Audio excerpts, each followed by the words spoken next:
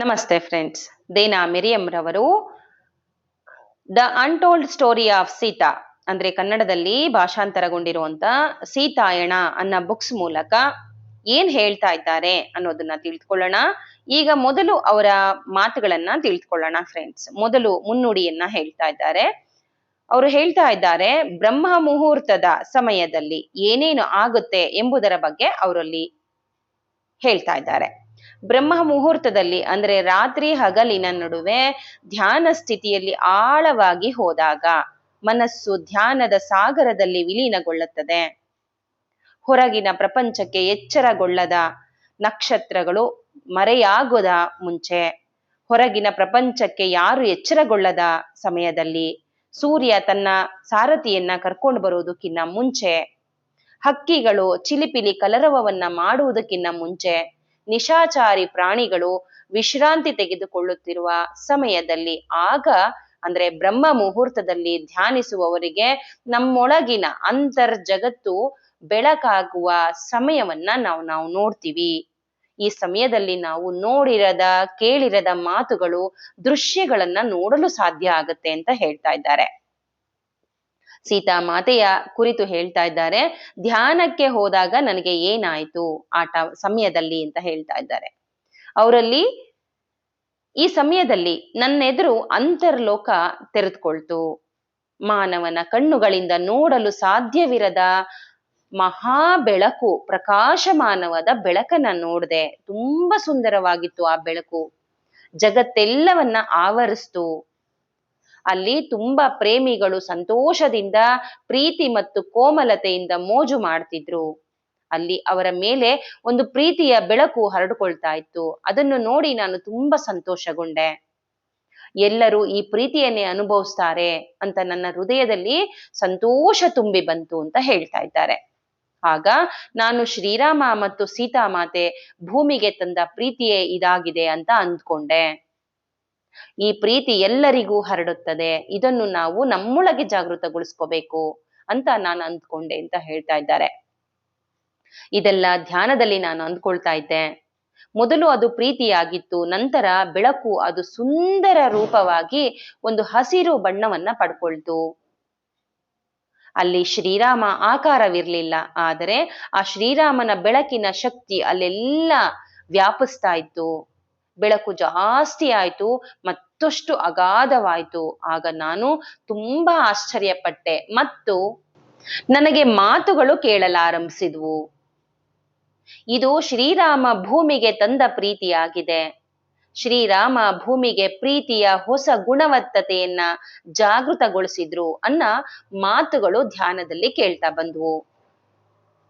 ಮತ್ತೆ ಹೇಳ್ತಾ ಇದ್ದಾರೆ, ಇದು ದೇನಾ ಮಿರಿಯಂ ಅವರು ಹೇಳ್ತಾ ಇದ್ದಾರೆ, ಈ ಪ್ರೀತಿ ಭೂಮಿಯ ಪ್ರತಿ ಜೀವಿಗಳಿಗೆ ಕೊಡಲು ಶ್ರೀರಾಮ ಸೀತಾಮಾತರು ಪ್ರೀತಿಯ ಬೀಗವನ್ನ ತೆರೆಯೋದಕ್ಕೆ ಬಂದಿದ್ದಾರೆ ಅಂತ ನಾನು ಅಂದ್ಕೊಂಡೆ. ಯಾವುದೇ ಅಂದ್ರೆ ಇಲ್ಲಿ ನಾನು ಸ್ತ್ರೀ ಅಥವಾ ಪುರುಷ ಅಲ್ಲದ ಒಂದು ಧ್ವನಿ ನನ್ನ ಧ್ಯಾನದಲ್ಲಿ ಕೇಳಿಸಿ ಈ ಮಾತನ್ನ ಹೇಳ್ತು ಅಂತ ಹೇಳ್ತಾ ಇದ್ದಾರೆ. ಅದು ನನಗೆ ಗೊತ್ತಿರುವ ಧ್ವನಿ ಅಂತ ನನಗೆ ಅನ್ನಿಸ್ತು. ಅಂದ್ರೆ ನಾನು ಯಾವಾಗ್ಲೂ ಕೇಳಿರೋ ಅಂತ ಧ್ವನಿ ಅಂತ ನನ್ಗೆ ಅನ್ನಿಸ್ತಾ ಇತ್ತು. ನನ್ನ ಕಣ್ಣುಗಳನ್ನ ನಾನು ತೆರೆದೆ. ಆಗ ಆ ಬೆಳಕು ಕ್ರಮೇಣವಾಗಿ ಮರೆಯಾಗಿ ಹೋಯ್ತು. ನಾನು ದೊಡ್ಡವಳಾದ ನಂತರ, ಈಗ ನೆಕ್ಸ್ಟ್ ಹೇಳ್ತಾ ಇದ್ದಾರೆ, ಅಂದ್ರೆ ಸೀತಾಮಾತೆಯ ಬಗ್ಗೆ ಹೇಳ್ತಾ ಇದ್ದಾರೆ. ನಾನು ದೊಡ್ಡವಳಾದ ನಂತರ ನಾನು ಶ್ರೀರಾಮ್ ಮತ್ತೆ ಸೀತಾಮಾತೆಯ ಭಕ್ತಳಾದೆ. ಆದರೆ ನಾನು ಈ ಪುಸ್ತಕವನ್ನ ಬರೆಯುವಾಗ ವೈಯಕ್ತಿಕವಾಗಿ ಸಂಬಂಧವನ್ನ ಅನುಭವಿಸಲು ಆರಂಭಿಸಿದೆ. ನನಗೆ ಜೀವಂತವಾಗಿ ಅವರೇ ಮಾರ್ಗದರ್ಶನ ಕೊಡ್ತಾ ಇದ್ದಾರೆ ಅನ್ನಿಸ್ದಾಗ ನಾನು ಅಲ್ಲಿರುವುದನ್ನೆಲ್ಲ ನೋಡಿ ನನಗೆ ಆಗ್ತಾ ಇರುವಂತಹ ಪ್ರತಿಯೊಂದು ಕ್ಷಣವನ್ನ, ಪ್ರೀತಿಯ ಕ್ಷಣವನ್ನ ಈ ಬುಕ್ಸ್ ಬರಿಬೇಕಾದ್ರೆ ನಾನು ಆನಂದವನ್ನ ಅನುಭವಿಸ್ತಾ ಇದ್ದೆ. ನನ್ನ ಮುಚ್ಚಿದ ಕಣ್ಗಳ ಹಿಂದೆ ಅವರ ಬಗ್ಗೆ ಕೇಳ್ತಾ ಇದ್ದೇನೆ ಮತ್ತೆ ರೆಕಾರ್ಡ್ ಮಾಡ್ಕೊತಾ ಇದ್ದೇನೆ ಅಂತ ನನ್ಗೆ ಅನ್ನಿಸ್ತಾ ಇತ್ತು.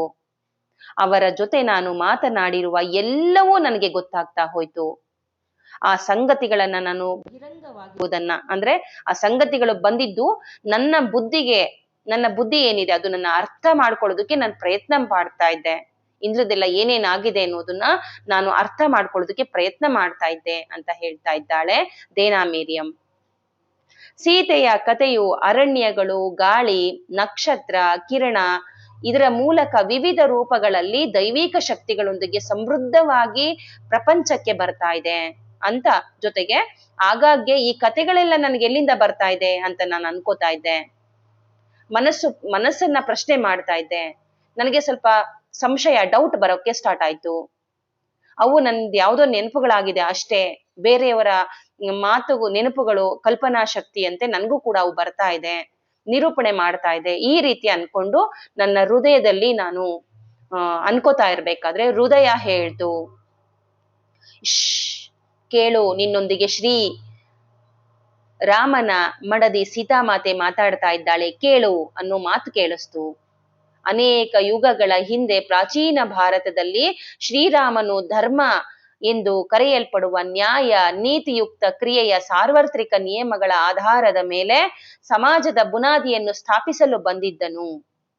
ಈ ಹೃದಯ ಅಂದ್ರೇನೆ ಪ್ರೀತಿ ಅನ್ನೋದು ಇವಳಿಗೆ ಮನಸ್ಸಿನ ಮೂಲಕ ಯಾವುದೋ ಒಂದು ಮಾತು ಕೇಳೋದಕ್ಕೆ ಪ್ರಾರಂಭ ಆಗುತ್ತೆ. ನೆಕ್ಸ್ಟ್, ಈಗ ದೇನಾ ಮಿರಿಯಮ್ಮು ಮನಸ್ಸಲ್ಲಿ ಅನ್ಕೋತಾ ಇದ್ದಾಳೆ, ಅದೊಂದು ಮಾತು ಕೇಳಿಸ್ತು. ಒಂದು ಹೆಣ್ಣು ಅಲ್ಲದ, ಒಂದು ಗಂಡು ಅಲ್ಲದ, ಒಂದು ಯಾವುದೋ ಒಂದು ವಾಯ್ಸ್ ಕೇಳಿದಾಗ ನೋಡಿ ಮನಸ್ಸು ಹೇಳ್ತಾ ಇತ್ತು, ಇದು ಸೀತಾಮಾತೆ ಮಾತಾಡ್ತಾ ಇದ್ದಾಳೆ ಅಂತ ದೇನಾ ಮಿರಿಯಂ ಅನ್ಕೋತಾ ಇದ್ದಾರೆ. ಈಗ ದೇನಾ ಮಿರಿಯಂ ಶ್ರೀರಾಮ ಮತ್ತೆ ಸೀತಾ ಬಗ್ಗೆ ಅವ್ರು ಹೇಳ್ತಾ ಇರುವಂತದ್ದು, ಶ್ರೀರಾಮ ಸೀತಾಮಾತೆ ಇವರಿಬ್ಬರು ತಮ್ಮ ರಾಜ್ಯದ ಎಲ್ಲ ಜನರಿಗಾಗಿ, ಅರಣ್ಯದ ಸಂಪೂರ್ಣ ಜೀವ ಜಂತುಗಳಿಗಾಗಿ, ಅರಣ್ಯ ಜೀವನಕ್ಕಾಗಿ, ಸ್ವಯಂ ಭೂ ತಾಯಿಗಾಗಿ ಮತ್ತು ಅಷ್ಟೊಂದು ದೂರದಲ್ಲಿರುವ ನಕ್ಷತ್ರಗಳಿಗಾಗಿ ಕೂಡ ಪರಸ್ಪರ ಪ್ರದರ್ಶಿಸಿದ ಪ್ರೀತಿಯಾಗಿದೆ. ಜೊತೆಯಾಗಿ ಅವರು ತಮ್ಮನ್ನು ಪರಿಪೂರ್ಣವಾಗಿ ಸಮತೋಲಿತವಾಗಿ ಮಾಡ್ಕೊಳ್ಳೋದಕ್ಕೋಸ್ಕರ, ಮಾನವನ ಪ್ರೀತಿಯಲ್ಲಿ ಉದಾಹರಣೆಯ ಸಮೇತ ಪ್ರಸ್ತುತಪಡಿಸೋದಕ್ಕೋಸ್ಕರ ಅವ್ರು ಇಲ್ಲಿಗೆ ಬಂದ್ರು ಅನ್ನೋದನ್ನ ಅವಳು ಅಂದ್ಕೋತಾ ಇದ್ದಾಳೆ ದೇನಾ ಮಿರಿಯಂ. ಸ್ವಹಿತಾಸಕ್ತಿ, ಭಯಕೆ ಮತ್ತು ಸ್ವಾಮ್ಯದ ಮೇಲೆ ಆಧಾರವಾಗಿರದ ಮತ್ತೆ ಸಮಗ್ರ ಜೀವಿಗಳ ಉನ್ನತ ಒಳಿತಿಗಾಗಿ ದಿವ್ಯ ಪ್ರೇಮವನ್ನ, ಉತ್ಕೃಷ್ಟದ ಗುಣಾತ್ಮಕತೆಯನ್ನ ಸಾಕ್ಷಾತ್ಕಾರಗೊಳಿಸೋದಕ್ಕೆ ಅವರು ಇಲ್ಲಿಗೆ ಬಂದ್ರು ಅನ್ನೋದನ್ನ ತೋರಿಸಿದ್ರು ಅನ್ನೋದನ್ನ ಇವಳು ಹೇಳ್ಕೊತಾ ಇದ್ದಾಳೆ. ಮಾನವನ ಜೀವನವನ್ನ ನಿರೀಕ್ಷಿಸುತ್ತಿರುವ ಉನ್ನತ ಸಾಧನೆಗಳನ್ನ ಅರ್ಥ ಮಾಡ್ಕೊಳ್ಳೋದಕ್ಕೆ ನಾವು ಸಮರ್ಥರಾಗೋದು ರಾಮ ಮತ್ತೆ ಸೀತಾಮಾತೆಯ ಜೀವನವನ್ನ ನೋಡಿದಾಗ ಅಂತ ಇಲ್ಲಿ ದೇನಾ ಮಿರಿಯಂ ರವರು ಹೇಳ್ತಾ ಇದ್ದಾರೆ. ಮತ್ತೆ ಇಲ್ಲಿ ಭಾರತಕ್ಕೆ ಬಂದು ತೀರ್ಥಯಾತ್ರೆಯನ್ನ ಕೈಗೊಂಡ್ರಲ್ಲ, ಅದನ್ನ ಈಗ ಹೇಳ್ತಾ ಇದ್ದಾರೆ. ನಾನು 2015 ಮತ್ತೆ 2016 ನಾನು 2 ತೀರ್ಥಯಾತ್ರೆಗಳನ್ನ ಕೈಗೊಂಡೆ. ಆ ತೀರ್ಥಯಾತ್ರೆಗಳ ನಂತರ ಹಲವು ತಿಂಗಳ ಅವಧಿಯಲ್ಲಿ ನಾನು ದೈನಂದಿನ ಧ್ಯಾನದಲ್ಲಿ ಕುಳಿತುಕೊಂಡಂತೆ ನನ್ನ ಸ್ಮೃತಿಗಳು ಕಲಕತೊಡಗಿದ್ವು, ಬಿಂಬಗಳು ಮೂಡತೊಡಗಿದ್ವು. ಅಂದ್ರೆ ಇಲ್ಲಿ ದೃಶ್ಯಗಳ ಮೂಲಕ ಅವಳು ಹಿಂದಿನ ಜನ್ಮದಲ್ಲಿ ಹೇಗಿದ್ಲು ಅನ್ನೋದು ಕಾಣೋದಕ್ಕೆ ಪ್ರಾರಂಭ ಮಾಡತ್ತೆ. ಮತ್ತು ಕೆಲವೊಂದು ಮಾತುಗಳು ಕೇಳೋದಕ್ಕೆ ಪ್ರಾರಂಭವಾದವು. ನಾನು ಭೂತಕಾಲದ ಈ ದೃಶ್ಯಗಳಿಂದ ಆವರಿಸಲ್ಪಟ್ಟೆ. ನೋಡಿ, ಹಿಂದಿನ ಜನ್ಮದ್ದು ಏನಾಗಿದೆ ಅನ್ನೋದಕ್ಕೆ ಹೋದಾಗ ಅವಳು ಅಲ್ಲಿಗೆ ಹೋಗಿದ್ದಾಳೆ. ಧ್ಯಾನಕ್ಕೆ ಹೋದಾಗ ಅವಳು ಹಿಂದಿನ ಜನ್ಮದಲ್ಲಿ ಆಗಿದ್ದಂತಹ ಮೀನಾಕ್ಷಿ ಆಗಿದ್ದ ಕಾಲಕ್ಕೆ ಅವಳು ಹೋಗ್ತಾ ಇದ್ದಾಳೆ ಧ್ಯಾನದಲ್ಲಿ. ಇದರಿಂದ ನಾನು ರವಾನಿಸಲ್ಪಟ್ಟ ಅತ್ಯಮೂಲ್ಯ ಸಂದೇಶಗಳನ್ನ ನಾನು ದಾಖಲೆ ಮಾಡೋದಕ್ಕೆ ಸಾಧ್ಯವಾಗ್ಲಿಲ್ಲ. ಅಂದ್ರೆ ಇವಳಿಗೆ ಎಷ್ಟು ನೆನಪಿದೆಯೋ ಅಷ್ಟೊಂದು ಮಾತ್ರ ಕೊಡ್ತಾ ಇದ್ದಾಳೆ. ಎಲ್ಲವನ್ನ ದಾಖಲೆ ಮಾಡೋದಕ್ಕೆ ನಾನು ಸ್ವಲ್ಪ ಮರ್ತು ಬಿಟ್ನೋ ಅಥವಾ ಎಲ್ಲನೂ ರವಾನೆ ಮಾಡೋದಕ್ಕೆ ನನ್ಗೆ ಆಗ್ಲಿಲ್ಲ. ಎಷ್ಟು ಸಂದೇಶ ನನ್ಗೆ ನೆನಪಿದೆಯೋ ಅದನ್ನ ಮಾತ್ರ ಕೊಡ್ತಾ ಇದ್ದೀನಿ ಅಂತ ಹೇಳ್ತಾ ಇದ್ದಾಳೆ. ಇಲ್ಲಿ ತನ್ನ ಮನದಾಳದ ಮಾತನ್ನ ಹೇಳ್ತಾ ಇದ್ದಾಳೆ. ಈ ಕತೆಗಳನ್ನ ನಾನು ಬರೆಯುವಾಗ ಅನುಭವವು ನನ್ನ ಮೇಲೆ ಅಳಿಸಲಾಗದ ಪ್ರಭಾವವನ್ನ ಬೀರಿತು. ಈ ಪ್ರಕ್ರಿಯೆಯು ನನ್ನನ್ನು ಸೀತಾಮಾತೆ ಶ್ರೀರಾಮರ ಸನ್ನಿಧಿಗೆ ಕರೆದುಕೊಂಡು ಹೋಯ್ತು. ಈ ಕಥೆಯನ್ನ ಹಂಚಿಕೊಳ್ಳುವ ಮಹದಾಸೆಯಿಂದ ಮತ್ತು ಆಕಾಂಕ್ಷೆ ಏನಂದ್ರೆ ಅದು ನಿಮಗೂ ಕೂಡ ಇದೇ ರೀತಿಯಾಗಿ ಮಾಡತ್ತೆ. ನೀವು ಈ ಬುಕ್ಕನ್ನ ಓದಿದ್ರೆ ನಿಮಗೂ ಕೂಡ ನಿಮ್ಮನ್ನ ಸೀತಾ ಮತ್ತೆ ರಾಮರ ಶಕ್ತಿಯೊಂದಿಗೆ ಕರ್ಕೊಂಡು ಹೋಗುತ್ತೆ, ಅವರ ಎನರ್ಜಿ ನಿಮ್ಗೆ ಫೀಲ್ ಆಗುತ್ತೆ ಅನ್ನೋದನ್ನ ಹೇಳ್ತಾ ಇದ್ದಾಳೆ ದೇನಾ ಮಿರಿಯಂ. ಮತ್ತೆ ಲಾಸ್ಟಿಗೆ ಕೊನೆಯ ಅಕ್ಷರವನ್ನ ಮುನ್ನುಡಿಯಲ್ಲಿ ಕೊಡ್ತಾ ಇದ್ದಾಳೆ. ಜೈ ಶ್ರೀರಾಮ್, ಜೈ ಸೀತಾರಾಮ್, ಜೈ ಮಾತಾ ಅಂತ ಹೇಳ್ಬಿಟ್ಟು ತನ್ನ ಸೈನನ್ನ ಹಾಕೊಂಡಿದ್ದಾಳೆ ದೇನಾ ಮಿರಿಯಂ. ಈಗ ಮಿಥಿಲೆಯಲ್ಲಿ ದೇನಾ ಮೆರಿಯಂರವರು ಮಿಥಿಲೆ ಅಂದ್ರೆ ಇಲ್ಲಿ ಸೀತಾ ಮಾತೆಯ ಅಂದ್ರೆ ಜನಕ ಬಾಬಾನ ರಾಜ್ಯ ಆಗಿದೆ, ಸೀತಾ ಮಾತೆಯ ತವರು ಮನೆ ಆಗಿದೆ. ಅಲ್ಲಿ ದೇನಾ ಮೆರಿಯಂರವರು ಮೀನಾಕ್ಷಿಯಾಗಿ ಹುಟ್ಟಿದ್ದಾರೆ. ಮೀನಾಕ್ಷಿಯಾಗಿ ಯಾವ ರೀತಿಯಾಗಿ ಅಲ್ಲಿ ನಾನು ಜೀವಿಸ್ದೆ, ಹೇಗಿದ್ದೆ ಅನ್ನೋದ್ರ ಬಗ್ಗೆ ಡೀಟೇಲ್ ಆಗಿ ಕೊಡ್ತಾ ಇದ್ದಾರೆ. ಅಂದ್ರೆ ಇನ್ನು ಇಲ್ಲಿ ಸೀತಾಮಾತೆ ಇಲ್ಲ, ಜನಕ ಬಾಬಾನ ಅವನ ರಾಜ್ಯದ ಬಗ್ಗೆ ಸಂಕ್ಷಿಪ್ತವಾಗಿ ವಿವರವನ್ನ ಕೊಡ್ತಾ ಇದ್ದಾರೆ. ಈ ಕಥೆಯಲ್ಲಿ ಸಂಪೂರ್ಣವಾಗಿ ನೋಡ್ತಾ ಹೋಗೋಣ. ಅವರ ಸೀತಾ ಮಾತೆಯ ಬಗ್ಗೆ ಬರೆದಿರುವಂತ ಎಲ್ಲನ ಸವಿವರವಾಗಿ ಕೊಟ್ಟಿರುವಂತದ್ದನ್ನೆಲ್ಲ ಓದ್ತಾ ಹೋಗ್ತಾ ಇದ್ದೀನಿ, ನೀವು ಅದನ್ನ ಕೇಳ್ತಾ ಹೋಗ್ತಾ ಇದ್ದೀರಾ. ಮಿಥಿಲಾ ಎಂದು ಪ್ರಸಿದ್ಧವಾಗಿರುವ ಪ್ರಾಚೀನ ವಿದೇಹ ರಾಜ್ಯದಲ್ಲಿ ಒಂದು ಬಡ ಬ್ರಾಹ್ಮಣನ ಕುಟುಂಬದಲ್ಲಿ ನಾನು ಹುಟ್ಟಿದೆ. ಅಂದ್ರೆ ಇಲ್ಲಿ ಮೀನಾಕ್ಷಿ ಬಗ್ಗೆ ಹೇಳ್ಕೊತಾ ಇದ್ದಾಳೆ. ಹಲವಾರು ಪೀಳಿಗೆಗಳಿಂದ ಮೊದಲಿನಿಂದಲೂ ನಮ್ಮ ಪರಿವಾರದಲ್ಲಿ ದುರಾದೃಷ್ಟ ಒಕ್ಕರಿಸಿತ್ತು ಮತ್ತು ಜನಕ ಮಹಾರಾಜರ ಪರಿವಾರದಲ್ಲಿ ನಾವು ಸೇವಕರಾಗಿ ಸ್ವೀಕರಿಸಲ್ಪಟ್ಟಿದ್ದೆವು. ನನ್ನ ತಂದೆಯು ಅಂದ್ರೆ ಇಲ್ಲಿ ಮೀನಾಕ್ಷಿಯ ತಂದೆ ಬಗ್ಗೆ ಹೇಳ್ತಾ ಇದ್ದಾರೆ. ವೃಷವರೋಮ ಜನಕ ಅಂದ್ರೆ ಅವರು ಸೀತಾಮಾತೆಯ ಅಜ್ಜ. ಮಹಾರಾಜರ ಮನೆಯಲ್ಲಿ ಕೆಲಸದಾಳಾಗಿ ಆಮೇಲೆ ಸುಪ್ರಸಿದ್ಧ ಸೀತಾಮಾತೆಯ ಇನ್ನು ತಂದೆ ಆಗಿರುವಂತವ್ರು ಸೀರಧ್ವಜ ಜನಕ ಮಹಾರಾಜ ಅವರ ಅಡಿಯಲ್ಲಿ ಸೇವೆ ಸಲ್ಲಿಸಿದನು. ಅಂದ್ರೆ ಅವರ ಅಪ್ಪನ ಕಾಲದಲ್ಲಿ ಮತ್ತೆ ಜನಕ ಬಾಬಾರ ಕಾಲದಲ್ಲಿಯೂ ಕೂಡ ಅವನು ಸೇವೆ ಸಲ್ಲಿಸಿದ ಅಂತ ಹೇಳ್ತಾ ಇದ್ದಾಳೆ. ಅವನ ತಂದೆ ಮತ್ತು ಅಜ್ಜ ಕೂಡ ಮನೆಗೆಲಸದ ಆಳಾಗಿ ಸೇವೆ ಸಲ್ಲಿಸಿದ್ರು. ನನ್ನ ತಂದೆ ಬಂದ ನಂತರ ನನ್ನ ಕುಟುಂಬವು ಅರಮನೆಯಲ್ಲಿ ಒಳ್ಳೆಯ ಗೌರವ ಸ್ಥಾನವನ್ನ ಪಡೆಯಿತು. ಇತರ ಸೇವಕರು ಮತ್ತು ಪರಿಚಾರಕರಿಂದ ಗೌರವಾದರಗಳ ದೊರೆತವು ಅಂತ ಹೇಳ್ತಾ ಇದ್ದಾಳೆ. ಮಹಾರಾಜರು ಮತ್ತು ಅವರ ಪರಿವಾರಕ್ಕೆ ನನ್ನ ತಂದೆ ದೇಹ ಮತ್ತು ಮನಸ್ಸು ಸಂಪೂರ್ಣವಾಗಿ ಅರ್ಪಿಸ್ಕೊಂಡು ಬಿಟ್ಟಿದ್ರು. ಅವರು ಶರಣಾಗಿ ಹೋಗ್ಬಿಟ್ಟಿದ್ರು. ಜೀವನದಲ್ಲಿ ಇದು ನನ್ನ ಪಾತ್ರವಾಗಿದೆ ಎಂಬಂತೆ ಎಲ್ಲವನ್ನು ಕೂಡ ನನಗೆ ಹೇಳ್ತಾ ಇದ್ರು. ಚಿಕ್ಕಂದಿನಲ್ಲೇ ಅದನ್ನಿಗೆ ತಿಳಿಸಿ ನೀನು ಕೂಡ ಇದೇ ರೀತಿ ಇರ್ಬೇಕು, ಜನಕ ಬಾಬರಿಗೆ ಸೇವೆ ಮಾಡೋದೊಂದೇ ನಮ್ಮ ಜೀವನ ಅಂತ ನನ್ಗೂ ಕೂಡ ಹೇಳ್ತಾ ಇದ್ರು. ಮಹಾರಾಜರಿಗೆ ಸೇವೆ ಸಲ್ಲಿಸುವಂತಹ ತೀರಾ ನಿಮ್ನ ಸ್ತರದ ಯಾವುದೇ ಕಾರ್ಯಗಳನ್ನು ಕೂಡ ನನ್ನ ತಂದೆ ಮಾಡ್ತಾ ಇದ್ರು. ನನಗೆ ನನ್ನ ತಾಯಿಯ ನೆನಪಿಲ್ಲ. ನನ್ನ ಚಿಕ್ಕವಳಿದ್ದಾಗಲೇ ಅವಳು ತೀರ್ಕೊಂಡಿದ್ಲು. ನನ್ನ ಕುಟುಂಬದಲ್ಲಿ ನಾನು ಮತ್ತು ನನ್ನ ತಂದೆ ಇಬ್ಬರೇ ಇದ್ವೆವು. ನನ್ನ ಚಿಕ್ಕಂದಿನಲ್ಲಿ ಬಹಳಷ್ಟು ಸೇವಕರು ನನ್ನ ಕಾಳಜಿ ಮಾಡ್ತಿದ್ರು. ನಾನು ನನ್ನ ತಂದೆಯ ದೈನಂದಿನ ಕೆಲಸ ಕಾರ್ಯಗಳಲ್ಲಿ ಜೊತೆಯಾಗಿರ್ತಿದ್ದೆ. ಅಂತಹ ಅಸಹ್ಯಕರ ಕೆಲಸ ಅಂತ ಏನಾದ್ರು ಅನ್ಸಿದ್ರೆ ನನ್ನ ತಂದೆ ನನ್ನ ಅಲ್ಲಿಂದ ಕಳಿಸ್ಬಿಡ್ತಾ ಇದ್ದ. ನಾನು ಚಿಕ್ಕವಳಿಗಿದ್ದಾಗ ರಾಜ್ಯದ ಜವಾಬ್ದಾರಿಯು ತಂದೆಯಿಂದ ಮಗನಿಗೆ ವರ್ಗಾಯಿಸಲ್ಪಡ್ತಿತ್ತು. ಅಂದ್ರೆ ಇಲ್ಲಿ ಜನಕ ಬಾಬಾರ ಬಗ್ಗೆ ಹೇಳ್ತಾ ಇದ್ದಾಳೆ. ಅಂದ್ರೆ ಇಲ್ಲಿ ಇವಳು ಚಿಕ್ಕವಳಿದ್ದಾಗ ಜನಕ ಬಾಬಾರ ತಂದೆ ಜನಕ ಬಾಬಾರಿಗೆ ಅಂದ್ರೆ ಸೀತಾಮಾತೆಯ ತಂದೆಗೆ ತನ್ನೆಲ್ಲ ರಾಜ್ಯವನ್ನ ವರ್ಗಾಯಿಸ್ಕೊಟ್ರು. ಅಂದ್ರೆ ಅಲ್ಲಿ ರಾಜನಾಗಿ ಬಂದ್ರು ಅಂತ ಹೇಳ್ತಾ ಇದ್ದಾಳೆ. ಸೀರಧ್ವಜ ಜನಕ ಅಂದ್ರೆ ಇಲ್ಲಿ ಸೀತಾಮಾತೆಯ ತಂದೆ ಜನಕ ಮಹಾರಾಜನ ಬಗ್ಗೆ ಹೇಳ್ತಾ ಇದ್ದಾಳೆ. ಇವರು ರಾಜ್ಯಭಾರ ವಹಿಸ್ಕೊಂಡ ಮೇಲೆ ಮಹಾರಾಜರಿಗೆ ದೊರೆಯುವ ಸಾಮಾನ್ಯ ಭಾವನೆಗಳಾದ ಸಮರ್ಪಣೆ ಮತ್ತು ವಿಧೇಯತೆ ಅತೀತವಾಗಿ ಜನರಿಂದ ಅವರು ಗೌರವಿಸಲ್ಪಟ್ರು. ನೋಡಿ ಇಲ್ಲಿ ಹೇಳ್ತಾ ಇದ್ದಾಳೆ ಮೀನಾಕ್ಷಿ, ತುಂಬಾ ಸಮರ್ಪಣೆಯಿಂದ ಇರ್ತಿದ್ರು, ವಿಧೇಯತೆಯಿಂದ ನಡ್ಕೋತಾ ಇದ್ರು, ತುಂಬಾ ಪ್ರೀತಿಸ್ತಾ ಇದ್ರು. ಎಲ್ಲ ಜನರು ಕೂಡ ಜನಕ ಬಾಬಾನ ಗೌರವಿಸ್ತಾ ಇದ್ರು ಅಂತ ಹೇಳ್ತಾ ಇದ್ದಾಳೆ.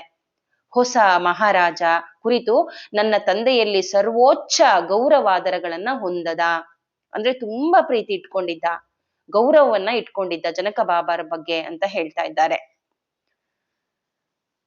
ಅಂದ್ರೆ ಇಲ್ಲಿ ಹೇಳ್ತಾ ಇದ್ದಾರೆ ಬರೀ ಸರ್ವೋಚ್ಚ ಗೌರವಾದಾರ ಅನ್ನೋದಕ್ಕಿಂತ ಹೆಚ್ಚಾಗಿ ಅದು ಬರೀ ಕಡಿಮೆನೆ, ಅಷ್ಟೊಂದು ಪ್ರೀತಿ ಮತ್ತೆ ಗೌರವವನ್ನ ಇಟ್ಕೊಂಡಿದ್ದ ನನ್ನ ತಂದೆ. ಅವನು ಹುಡುಗ ಆಗಿದ್ದಾಗಿಂದಲೂ ಕೂಡ ಮನೆಗೆಲಸದಲ್ಲಿ ತುಂಬಾ ಮುತುವರ್ಜಿ ಇಟ್ಟು ಅವರ ವಂಶದಲ್ಲಿ ಕಾರ್ಯನಿರ್ವಹಿಸ್ತಾ ಇದ್ದ, ಕೆಲಸದಾಳಾಗಿ ಕೆಲಸ ಮಾಡ್ತಾ ಇದ್ದ. ನೋಡಿ ಇಲ್ಲಿ ಜನಕ ಬಾಬನ್ ಬಗ್ಗೆ ಹೇಳ್ತಾ ಇದ್ದಾಳೆ ಮೀನಾಕ್ಷಿ. ಮನೆಗೆಲಸದ ಬಾಲರಿಂದ ಹಿಡಿದು ವೃದ್ಧರವರೆಗಿನೂ ಕೂಡ ಜನಕ ಬಾಬಾರು ಎಲ್ಲರನ್ನೂ ಕೂಡ ಒಂದೇ ಸಮನಾಗಿ ನೋಡ್ತಾ ಇದ್ರು. ತುಂಬಾ ಪ್ರೀತಿಯಿಂದ ಇವರೆಲ್ಲರೂ ನನ್ನವರೇ ಅನ್ನೋ ರೀತಿಯಾಗಿ ಇವರೆಲ್ಲರಿಗೂ ನನ್ನ ಸೇವೆ ಸಿಗಬೇಕು ಅನ್ನೋ ತರ ಅವರೂ ಕೂಡ ಒಂದು ತಂದೆಯಂತೆ ಎಲ್ಲರನ್ನ ಪ್ರೀತಿಸ್ತಾ ಇದ್ರು ಅನ್ನೋದನ್ನ ಹೇಳ್ತಾ ಇದ್ದಾಳೆ. ರಾಜ್ಯದಲ್ಲಿ ಅವರು ಮಹಾರಾಜ ಎಂದಷ್ಟೇ ಪರಿಗಣಿಸದೆ ಒಬ್ಬ ಋಷಿ ಎಂದು ಗೌರವಕ್ಕೆ ಪಾತ್ರರಾಗಿದ್ರು. ಅಂದ್ರೆ ಹೆಚ್ಚಿನ ಕಾಲ ಅವರು ಧ್ಯಾನವನ್ನ ಮಾಡ್ತಾ ಇದ್ರು. ಇದರಿಂದ ಅವರಿಗೆ ಹಿಂದಿನದ್ದು ಮುಂದಿನದ್ದು ಭವಿಷ್ಯ ಎಲ್ಲ ತಿಳಿದಿತ್ತು ಅಂತ ಹೇಳ್ತಾ ಇದ್ದಾಳೆ. ಅವರ ನಿಲುವು ಎಂತದ್ದೆಂದ್ರೆ ಅದಕ್ಕೆ ಕೆಲವೇ ಮಹಾರಾಜರು ಸರಿಸಾಟಿಯಾಗಿರ್ತಿದ್ರು. ಅಂದ್ರೆ ಯಾವ ಮಹಾರಾಜನಿಗೂ ಕೂಡ ಕಡಿಮೆ ಆಗಿರ್ಲಿಲ್ಲ. ಜೊತೆಗೆ ಅವನೊಬ್ಬ ಋಷಿ ತರನೂ ಇದ್ರು. ಇದನ್ನು ನಂಬುವವರಲ್ಲಿ ನನ್ನ ತಂದೆ ಒಬ್ರೇ ಆಗಿರ್ಲಿಲ್ಲ. ಅಂದ್ರೆ ಇಲ್ಲಿ ಅವಳು ಹೇಳ್ತಾ ಇದ್ದಾಳೆ, ಅವನು ಸಮರ್ಪಣಾ ಭಾವನದಿಂದ ಇರೋದ್ರಿಂದಾಗಿ ಅವನು ಎಲ್ಲನೂ ನಂಬ್ತಾನೆ ಅನ್ನೋ ತರ ಇರ್ಲಿಲ್ಲ. ಇಡೀ ರಾಜ್ಯವೇ ಜನಕ ಬಾಬಾರನ್ನ ತುಂಬಾ ನಂಬ್ತಾ ಇತ್ತು. ಮತ್ತೆ ಇಲ್ಲಿ ಹೇಳ್ತಾ ಇದ್ದಾಳೆ ಮಹಾರಾಜರ ಬಗ್ಗೆ. ಮಹಾರಾಜರು ವ್ಯಕ್ತಿಯ ಅಂತರಂಗವನ್ನ ಬಲ್ಲವರಾಗಿದ್ದಾರೆ, ಕೇವಲ ಬಾಹ್ಯ ವ್ಯಕ್ತಿತ್ವವನ್ನ ಬಲ್ಲವರಾಗಿರ್ಲಿಲ್ಲ. ಅಂದ್ರೆ ಅವ್ರಿಗೀಗ ಹಿಂದ್ಲದು ಮುಂದ್ಲದು ಎಲ್ಲ ಅಂದ್ರೆ ಭವಿಷ್ಯವನ್ನ ತಿಳಿದುಕೊಳ್ಳುವಂತ ಎಲ್ಲವೂ ಗೊತ್ತಿರತ್ತೆ. ಮುಂದೆ ಏನ್ ನಡೆಯತ್ತೆ, ಹಿಂದೆ ಏನ್ ನಡೆದಿತ್ತು, ಇವನ ಜೀವನ ಹೇಗಿರತ್ತೆ, ಅಂದ್ರೆ ಇವನ್ಗೆ ಮಹಾರಾಜರಿಗೆ ಥರ್ಡ್ ಐ ಆಕ್ಟಿವೇಶನ್ ಆಗಿರುವಂತದ್ದು ಎಲ್ಲವೂ ಗೊತ್ತಿರುವಂತದ್ದು. ಧ್ಯಾನದ ಮೂಲಕ ಎಲ್ಲಾ ಗೊತ್ತಿರುವಂತದ್ದು. ಹಾಗಾಗಿ ಹೇಳ್ತಾ ಇದ್ದಾಳೆ, ವ್ಯಕ್ತಿಯ ಹೃದಯದೊಳಗೆ ಅವರು ನೋಡ್ತಾ ಇದ್ರು. ಆದ್ರಿಂದಾಗಿ ಮಹಾರಾಜರು ಜನರಲ್ಲಿ ತಾರತಮ್ಯ ಮಾಡ್ತಿರ್ಲಿಲ್ಲ ಎಂದು ನನಗೆ ಚಿಕ್ಕ ವಯಸ್ಸಿನಲ್ಲಿಯೇ ಕೂಡ ನನಗೆ ಗೊತ್ತಾಗಿತ್ತು. ಮತ್ತೆ ನನ್ನ ಅಪ್ಪ ಕೂಡ ಅದನ್ನೇ ಹೇಳ್ತಾ ಇದ್ರು. ಇದು ಎಲ್ಲರಿಗೂ ಚಿರಪರಿಚಿತವಾದ ಸಂಗತಿಯೂ ಆಗಿತ್ತು. ಈ ಗುಣವು ಅವರನ್ನ ಜನರ ಮನಸ್ಸಿನಲ್ಲಿ ಇನ್ನಷ್ಟು ಉತ್ತಮಗೊಳಿಸ್ತು. ಮಹಾರಾಜರು ಮತ್ತು ಜನರ ಮಧ್ಯೆ ಪರಸ್ಪರ ಪ್ರೀತಿ ಸಂಬಂಧವೇರ್ಪಟ್ಟಿತ್ತು. ಹೀಗಾಗಿ ರಾಜ್ಯವು ಶಾಂತಿ ಸೌಹಾರ್ದತೆಯ ಸಾಮಾನ್ಯ ಪ್ರಜ್ಞೆಯನ್ನ ಅನುಭವಿಸಿತು. ಅವರು ಅಜಾತ ಶತ್ರುವಿನಂತೆ ಇದ್ದುದರಿಂದ ವಿರೋಧದ ಸೊಲ್ಲು ಎಲ್ಲೂ ಕೇಳಲಿಲ್ಲ. ಅವರ ಕಾರ್ಯಗಳು ಯಾವಾಗ್ಲೂ ಜನರ ಕಲ್ಯಾಣಕಾರಕವಾಗಿ ಇರುತ್ತಿದ್ದುದರಿಂದ ಅವುಗಳನ್ನ ಯಾರು ಕೂಡ ಪ್ರಶ್ನೆ ಮಾಡಲಿಲ್ಲ. ನಾನು ಬೆಳೆದ ಹೋಗ್ತಾ ಇದ್ದಾಳೆ ಮೀನಾಕ್ಷಿ, ದೊಡ್ಡವಳಾಗ್ತಾ ಇದ್ದದನ್ನ ಹೇಳ್ತಾ ಹೋಗ್ತಾ ಇದ್ದಾಳೆ. ನಾನು ಬೆಳೆದು ಬಂದಂತಹ ಮತ್ತು ಸೇವೆ ಸಲ್ಲಿಸಿದ ಅರಮನೆ ಸುಂದರವಾಗಿತ್ತು. ಆದರೆ ಅತಿಯಾದ ಭವ್ಯತೆ ಮತ್ತು ಸಂಪತ್ತಿನ ಪ್ರದರ್ಶನ ಎಲ್ಲೂ ಹೊಂದಿರಲಿಲ್ಲ. ಸರಳತೆ ಮತ್ತು ಸೌಂದರ್ಯಗಳು ಅಕ್ಕಪಕ್ಕದಲ್ಲಿ ಅಸ್ತಿತ್ವದಲ್ಲಿರ್ತಿದ್ವು. ಜನರ ಕಲಾತ್ಮಕತೆಯಿಂದ ಚಿತ್ರಕಲೆಯನ್ನ ಬಿಡಿಸಿದ ಹೂದಾನಿಗಳು ಮತ್ತು ಇತರ ಕುಂಭಗಾರಿಕೆಗಳು, ಭಿತ್ತಿ ಚಿತ್ರಗಳು ಮತ್ತು ನುಣ್ಣನೆ ನೇಯ್ದ ಬಟ್ಟೆಯಿಂದ ಅರಮನೆಯನ್ನ ಅಲಂಕರಿಸಲಾಗಿತ್ತು. ಮಹಾರಾಣಿ ಸುನೈನಾ ಅಂದ್ರೆ ಇಲ್ಲಿ ಜನಕ ಬಾಬಾನ ಪತ್ನಿ ಮಹಾರಾಣಿ ಸುನೈನಾ ತೀಕ್ಷ್ಣವಾದ ಸೌಂದರ್ಯ ಪ್ರಜ್ಞೆಯನ್ನ ಹೊಂದಿದ್ರು. ಅವರು ಕೇವಲ ಅರಮನೆಯಲ್ಲಷ್ಟಲ್ಲದೆ ಇಡೀ ಮಿಥಿಲೆಯಲ್ಲಿ ಕೂಡ ಪರಿಷ್ಕೃತ ಮತ್ತು ಉನ್ನತಿ ಹೊಂದಿದ ವಾತಾವರಣವನ್ನ ಸೃಷ್ಟಿಸಲು ಜನಕ ಬಾಬಾ ಅವ್ರ ಜೊತೆ ಸಹಾಯ ಮಾಡ್ತಾ ಇದ್ರು. ನೆಕ್ಸ್ಟ್ ಹೇಳ್ತಾ ಇದ್ದಾಳೆ, ಮಹಾರಾಜ ಮತ್ತು ಮಹಾರಾಣಿಯವ್ರಿಗೆ ಮಕ್ಕಳಿರ್ಲಿಲ್ಲ. ಅದು ಜನಕ ಬಾಬಾ ಅವರು ತಪಸ್ವಿ ಸ್ವಭಾವದಿಂದ ಜಾಸ್ತಿ ಸಮಯವನ್ನ ಧ್ಯಾನದಲ್ಲೇ ಕಳೀತಾ ಇರೋದ್ರಿಂದಾಗಿ ಇವ್ರಿಗೆ ಮಕ್ಕಳಿಲ್ಲ ಅಂತ ಎಲ್ಲ ಮಾತಾಡ್ಕೋತಾ ಇದ್ರು. ಋಷಿ ಮುನಿಗಳನ್ನ ಭೇಟಿ ಮಾಡೋದ್ರಲ್ಲಿ, ಅರಮನೆಯಲ್ಲಿ ಎಲ್ಲರನ್ನ ನೋಡ್ಕೊಳ್ಳೋದ್ರಲ್ಲಿ, ಸೇವಕರನ್ನ ನೋಡ್ಕೊಳ್ಳೋದ್ರಲ್ಲಿ, ಪ್ರಜೆಗಳನ್ನ ನೋಡ್ಕೊಳ್ಳೋದ್ರಲ್ಲಿ ನಿರತರಾಗಿರೋದ್ರ ಜೊತೆಗೆ ಅವರು ಹೆಚ್ಚೆಚ್ಚು ಸಮಯವನ್ನ ಧ್ಯಾನದಲ್ಲಿ ಕಳೀತಾ ಇದ್ರು. ಇದರಿಂದಾಗಿ ಇವ್ರಿಗೆ ಮಕ್ಕಳಿಲ್ಲ ಅಂತ ಎಲ್ರೂ ಮಾತಾಡ್ಕೋತಾ ಇದ್ರು. ಋಷಿ ಮಹಾರಾಜರೆಂದು ಪ್ರಸಿದ್ಧರಾಗಿದ್ರು ಜನಕ ಬಾಬಾ. ಅವರನ್ನ ಭೇಟಿ ಆಗೋದಕ್ಕೆ ತುಂಬಾ ದೂರದಿಂದ ಜನರು ಬರ್ತಾ ಇದ್ರು. ಈ ಭೇಟಿಗಳಿಂದ ದೊರೆಯುವ ಆಶೀರ್ವಾದಗಳು ರಾಜ್ಯಕ್ಕೆ ಹೆಚ್ಚಿನ ಚಟುವಟಿಕೆ ಮತ್ತು ಸಂತೋಷವನ್ನ ಸೃಷ್ಟಿಸುತ್ತಿದ್ವು. ಮಹಾರಾಜ ಜ್ಞಾನದಿಂದ ಎಲ್ಲ ಜನರು ಲಾಭಾನ್ವಿತರಾದ್ರು. ಅವರು ಯಾವುದೇ ವ್ಯಕ್ತಿಯ ಸಮಸ್ಯೆಯನ್ನ ಪರಿಹರಿಸ್ತಾ ಇದ್ರು. ಅವರು ತಮ್ಮ ತೀರಾ ಸಮೀಪದ ಮತ್ತು ಆತ್ಮೀಯ ಬಾಬಾ ಅಂತ ಎಲ್ಲರಲ್ಲೂ ಕರ್ಸ್ಕೊತಾ ಇದ್ರು. ಎಲ್ಲರೂ ಅವರನ್ನ ಜನಕ ಮಹಾರಾಜರು ಅಂತ ಕರೆಯೋದ್ರ ಬದಲಾಗಿ ಎಲ್ಲ ಬಾಬಾ ಅಂತಾನೆ ಕರೀತಾ ಇದ್ರು. ಅಷ್ಟು ಪ್ರೀತಿಯನ್ನ ಕೊಡ್ತಾ ಇದ್ರು ಜನಕ ಬಾಬಾ. ಪ್ರತಿಯೊಬ್ಬರನ್ನು ನಮ್ಮಂತೆ ಅಂತ ಪ್ರೀತಿಸ್ತಾ ಇದ್ರು ಅಂತ ಹೇಳ್ತಾ ಇದ್ದಾಳೆ ಮೀನಾಕ್ಷಿ. ತಂದೆಯು ಮಹಾರಾಜರ ಸಾಮೀಪ್ಯದಲ್ಲಿದ್ದು ಆಶೀರ್ವಾದಗಳನ್ನ ಪಡೆದುಕೊಳ್ತಾ ಇದ್ರು. ಅಂದ್ರೆ ಮೀನಾಕ್ಷಿಯ ತಂದೆ ಬಗ್ಗೆ ಹೇಳ್ತಾ ಇದ್ದಾಳೆ ಇಲ್ಲಿ. ತಮ್ಮ ಶುಷ್ಕ ಮತ್ತು ಚಿಂತಾಮಗ್ನ ಸ್ವಭಾವದಿಂದಾಗಿ ಅವರೊಬ್ಬರನ್ನ ಬಿಟ್ಟು ಬಹಳಷ್ಟು ಜನರು, ಅದು ಸಂತೋಷದ ಕ್ಷಣ ಆಗಿತ್ತು. ಅಂದ್ರೆ ತನ್ನ ಅಪ್ಪನನ್ನ ಬಿಟ್ಟು ಎಲ್ಲರೂ ಕೂಡ ಆಮ್, ಚೆನ್ನಾಗೇ ಇತ್ತು, ಅವಳ ಜೀವನ ಚೆನ್ನಾಗಿತ್ತು. ಆದ್ರೆ ಇವಳು ಯಾವಾಗ್ಲೂ ಕೂಡ ಜನಕ ಬಾಬಾನನ್ನೇ ಚಿಂತೆ ಮಾಡ್ತಾ ಇದ್ದ, ಅವ್ರ ಅಪ್ಪನನ್ನ ನೋಡ್ತಾ ಇದ್ಲು. ಮತ್ತೆ ಬಹಳಷ್ಟು ಜನರಿಗೆ ಅದ್ ಸಂತೋಷ ಆಗ್ತಾ ಇತ್ತು. ಆದ್ರೆ ನನ್ನ ತಂದೆ ತುಂಬಾ ಕಟ್ಟುನಿಟ್ಟಾಗಿ ಇರ್ತಿದ್ರು. ಅಂದ್ರೆ ಎಲ್ಲರೂ ಕೂಡ ಸಂತೋಷವಾಗಿ ಸಾಮಾನ್ಯವಾಗಿ ಸಂತೋಷವನ್ನ ಪಡ್ತಾ ಇದ್ರೆ ಜನಕ ಬಾಬಾನ ನೋಡಿದ್ರೆ, ನನ್ನ ತಂದೆ ಯಾವಾಗ್ಲೂ ಕಟ್ಟುನಿಟ್ಟು ಮಾತಾಡ್ತಾ ಇದ್ದಿದ್ದು ಹಾಗೇನೆ. ಆದ್ರೆ ಅವರು ವಿವರಣೆಯನ್ನು ಕೂಡ ಅವ್ರ ಜೊತೆ ಜಾಸ್ತಿ ಮಾತನೇ ಆಡ್ತಾ ಇರ್ಲಿಲ್ಲ, ಯಾವಾಗ್ಲೂ ಸೌಮ್ಯವಾಗಿರ್ತಿದ್ರು ಅಂತ ಹೇಳ್ತಾ ಇದ್ದಾಳೆ. ಒಬ್ಬ ಪರಿಪೂರ್ಣತಾವಾದಿ ಮಹಾರಾಜರಿಗಾಗಿ ತನ್ನ ಕರ್ತವ್ಯಗಳನ್ನ ನಿರ್ವಹಿಸುತ್ತಿರುವಾಗ ಇತರ ಸೇವಕರು ಮತ್ತು ಪರಿಚಾಲಕರ ಕೆಲಸ ಕಾರ್ಯಗಳನ್ನ ಪ್ರಾಯಶಃ ಪುನಃ ಭಿನ್ನ ರೀತಿಯಲ್ಲಿ ಮಾಡ್ತಿದ್ದ ನಮ್ಮಪ್ಪ ಅಂತ ಹೇಳ್ತಾ ಇದ್ದಾಳೆ. ಏಕೆಂದರೆ ಕಾರ್ಯಗಳನ್ನ ಇನ್ನೂ ಉತ್ತಮವಾಗಿ ರೀತಿಯಲ್ಲೂ ಮಾಡಲು ಸಾಧ್ಯವಿದೆ ಅಂತ ಅವನು ಹೇಳ್ತಾ ಇದ್ದ ಪದೇ ಪದೇ. ಆದರೆ ಅವನು ಯಾವಾಗ್ಲೂ ತೀರಾ ವಿನಮ್ರತೆಯಿಂದ ಮಾಡ್ತಿದ್ದಾನೆ ಅಂತ ನನಗೆ ಆಗಾಗ್ಗೆ ಅನ್ನಿಸ್ತಾ ಇತ್ತು. ಒಬ್ರು ಯಾವಾಗ್ಲೂ ಉತ್ತಮವಾಗಿ ಮಾಡೋದಕ್ ಸಾಧ್ಯವಿದೆ ಎಂದು ಅವನು ಹೇಳ್ತಾ ಇರೋದನ್ನ ನಾನು ಪದೇ ಪದೇ ಪದೇ ಪದೇ ಕೇಳಿಸ್ಕೊತಾ ಇದ್ದೆ. ನಾನು ಇದನ್ನು ಮೌನವಾಗಿ ಪ್ರತಿಭಟಿಸ್ತಾ ಇದ್ದೆ. ಕೆಲಸ ಮಾಡೋದಕ್ಕೆ ಸಾಧ್ಯ, ನೋಡಿ ಇವಳಲ್ಲ ಅನ್ಕೋತಾ ಇದ್ದಾಳೆ, ಕೆಲಸ ಮಾಡೋದಕ್ ಸಾಧ್ಯ, ಆದ್ರೆ ಉತ್ತಮವಾಗಿ ಮಾಡೋದಕ್ಕೆ ಇನ್ನೂ ಚೆನ್ನಾಗಿ ಮಾಡೋದಕ್ಕೆ ಅದ್ ಹೇಗ್ ಸಾಧ್ಯ, ಮಾಡಿದ್ದನ್ನೇ ಇನ್ನೊಂದ್ಸಲ ಮಾಡೋದಕ್ಕೆ ಹೇಗ್ ಸಾಧ್ಯ ಅಂತ ನಾನು ಅನ್ಕೋತಾ ಇದ್ದೆ. ಯಾವಾಗ್ಲೂ ಉತ್ತಮವಾಗಿರ್ಬೇಕು ಅಂದ್ರೆ ಹೇಗ್ ಸಾಧ್ಯ ಆಗತ್ತೆ ಅಂತ ನಾನು ಪ್ರತಿಭಟಿಸ್ತಾ ಇದ್ದೆ ಅಂತ ಮೀನಾಕ್ಷಿ ಹೇಳ್ತಾ ಇದ್ದಾಳೆ. ಮತ್ತೆ ಪರಿವಾರದ ಬಗ್ಗೆ ಹೇಳ್ತಾ ಇದ್ದಾಳೆ, ಜನಕನ ಬಗ್ಗೆ ಹೇಳ್ತಾ ಇದ್ದಾಳೆ, ಜನಕ ಮಹಾರಾಜರ ಬಗ್ಗೆ. ಜನಕ ಪರಿವಾರದ ದಯೆಯಿಂದ ನಮ್ಮ ಕುಟುಂಬ ಅನೇಕ ದುರಾದೃಷ್ಟಗಳಿಂದ ಬದುಕಿದೆ ಎಂಬುದನ್ನ ನನಗೆ ಪದೇ ಪದೇ ನಮ್ಮಪ್ಪ ನೆನಪು ಮಾಡೋದಕ್ಕೆ ಯಾವಾಗ್ಲೂ ವಿಫಲನಾಗ್ಲಿಲ್ಲ. ಇದಕ್ಕೆ ಪ್ರತಿಯಾಗಿ ನಾವು ನಮ್ಮ ಜೀವನವನ್ನ ಅವನಿಗೆ ನೀಡ್ಬೇಕು, ಅವ್ರಿಗೆ ನಾವು ನೀಡ್ಬೇಕು ಅಂತ ಹೇಳ್ತಾ ಇದ್ದ. ಅವರ ದಯೆ ಇಲ್ಲದಿದ್ರೆ ನಮ್ಗೆ ಏನಾಗಬಹುದಿತ್ತು ಎಂಬುದನ್ನ ನಾನು ತಿಳಿದಿಲ್ಲ ಅಂತ ಪದೇ ಪದೇ ಪದೇ ಪದೇ ಹೇಳ್ತಾ ಇದ್ದ ಇವರಪ್ಪ. ನೀನು ದೊಡ್ಡವಳಾದಂತೆ ದುರಾದೃಷ್ಟಗಳು ಯಾವುವು ಮತ್ತೆ ನಮಗೇಕೆ ಬಂದವು ಅಂತ ಇವಳು ಪ್ರಶ್ನೆ ಮಾಡೋದಕ್ಕೆ ಪ್ರಾರಂಭ ಮಾಡ್ತಾಳೆ. ಕ್ಷಮಿಸಿ, ಇಲ್ಲಿ ಮೀನಾಕ್ಷಿ ಹೇಳ್ತಾ ಇದ್ದಾಳೆ, ಅವಳು ದೊಡ್ಡವಳಾದಾಗೆ ಅಪ್ಪ ನನ್ಗೆ ಯಾಕೆ ದುರದೃಷ್ಟ ಬಂದ್ವು, ನಮ್ಗೆ ಏಕೆ ಇವೆಲ್ಲ ಬರೋದಕ್ ಸಾಧ್ಯ ಆಯ್ತು ಅಂತ ಅಪ್ಪನನ್ನ ಕೇಳೋದಕ್ಕೆ ಪ್ರಾರಂಭ ಮಾಡ್ದೆ. ಆದರೆ ಆತ ಏನು ಕೂಡ ಉತ್ತರಿಸ್ಲಿಲ್ಲ. ಶೂನ್ಯ ದೃಷ್ಟಿಯಿಂದ ಆಕಾಶದ ಕಡೆ ನೋಡಿ ತಲೆ ಅಲ್ಲಾಡಿಸ್ತಿದ್ದ. ಅದು ನೀನು ತಿಳಿದುಕೊಳ್ಳುವ ಸಂಗತಿ ಅಲ್ಲ ಅಂತ ಉತ್ತರಿಸ್ತಾ ಇದ್ದ. ಹೀಗಾಗಿ ನಾನು ಅದನ್ನು ಅಷ್ಟಕ್ಕೆ ಬಿಟ್ಬಿಟ್ಟೆ. ಇದರಿಂದ ಮನಸ್ಸಿಗೆ ನೆಮ್ಮದಿ ಇರ್ಲಿಲ್ಲ ನನಗೆ. ಪದೇ ಪದೇ ಅವ್ರಿಗೆ ನಾವು ವಿಧೇಯಕರಾಗಿರ್ಬೇಕು ಇದನ್ನೇ ಹೇಳ್ತಾನೆ, ಅವರಿಂದನೇ ನಾವು ಉದ್ಧಾರ ಆಗಿರೋದು ಅಂತ ಹೇಳ್ತಾನೆ. ಇದನ್ನೇ ಕೇಳಿ ಕೇಳಿ ಕೇಳಿ ಇವಳಿಗೆ ಒಂದ್ ಸ್ವಲ್ಪ ಕಸಿವಿಸಿ ಆಗ್ತಾ ಇದೆ. ಮತ್ತೆ ಮನಸ್ಸಲ್ಲೇ ಒಳೊಳಗೇನೆ ಪ್ರತಿಭಟಿಸ್ತಾ ಇದ್ಲು. ಮತ್ತೆ ಆದ್ರೂ ಅವನು ಒತ್ತಾಯಿಸುವಷ್ಟು ಧೈರ್ಯ ಇರ್ಲಿಲ್ಲ. ಅಂದ್ರೆ ಅಪ್ಪನನ್ನ ಹೇಳಲೇಬೇಕು ನೀನು ಅಂತರ ಒತ್ತಾಯಿಸ್ಲಿಲ್ಲ ಅವಳು. ಅವನಿಗೆ ಆತರ ಧೈರ್ಯ ಇರ್ಲಿಲ್ಲ. ನನಗೆ ಧೈರ್ಯ ಇರ್ಲಿಲ್ಲ, ನಾನು ಇನ್ನು ಚಿಕ್ಕವಳು ಅಂತ ಹೇಳ್ತಾ ಇದ್ದಾಳೆ. ತನ್ನ ಕಣ್ಣಳತೆಯಿಂದ ದೂರ ಹೋಗೋದಕ್ಕೆ ನನ್ನಪ್ಪ ಯಾವತ್ತೂ ನನ್ನನ್ನ ಬಿಡ್ಲಿಲ್ಲ.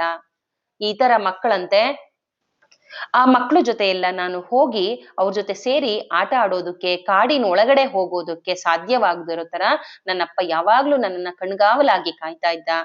ಇದು ನನಗೆ ಬಹಳಷ್ಟು ನೋವು ಕೊಡ್ತಾ ಇತ್ತು. ಕಣ್ಣೀರಿಡ್ತಾ ಇದ್ದೆ, ನನ್ನಪ್ಪ ಬೇರೆ ಹುಡುಗರ ಜೊತೆ ಆಟ ಆಡೋದಕ್ಕೆ ಬಿಡೋದಿಲ್ಲ ಅಂತ. ಮತ್ತೆ ಅವನನ್ನ ನಾನು ಪ್ರತಿಭಟನೆ ಮಾಡ್ಬೇಕು ಅಂತ, ಜಗಳ ಮಾಡ್ಬೇಕು ಅಂತ ನನಗೆ ಅನ್ನಿಸ್ತಾ ಇತ್ತು. ಆದ್ರೆ ಅವನು ಅಚಲನಾಗ್ತಾ ಇದ್ದ. ನನ್ ಕೇಳ್ದಾಗೆಲ್ಲದು ಕೂಡ ಅವನು ಇಲ್ಲ, ಹೋಗ್ಲೇಬೇಡ ಅಂತ ಹಠ ಮಾಡ್ತಾ ಇದ್ದ. ಎಲ್ಲದಕ್ಕಿಂತ ಕೆಟ್ಟದ್ದೇನೆಂದರೆ ನದಿಯಲ್ಲಿ ನೀನು ಸ್ನಾನ ಮಾಡ್ಬೇಡ ಅಂತ ನನ್ನ ನಿಷೇಧಿಸಲ್ಪಟ್ಟಿದ್ದ. ಅಂದ್ರೆ ನೀನ್ ಮಾಡ್ಲೇ ಕೂಡ್ದು, ನದಿಗೆ ಹೋಗ್ಲೇ ಕೂಡ್ದು ಅಂತ ಅನ್ಬಿಟ್ಟು ಅವನು ಒಂದು ಷರತ್ತನ್ನ ಹಾಕಿದ್ದ. ಅದರಿಂದಾಗಿ ನಾನು ಎಂದೂ ಕೂಡ ನದಿಗೆ ಇಳಿಯೋದು ಸಾಧ್ಯವೇ ಆಗ್ಲಿಲ್ಲ ಅಂತ ಹೇಳ್ತಾ ಇದ್ದಾಳೆ.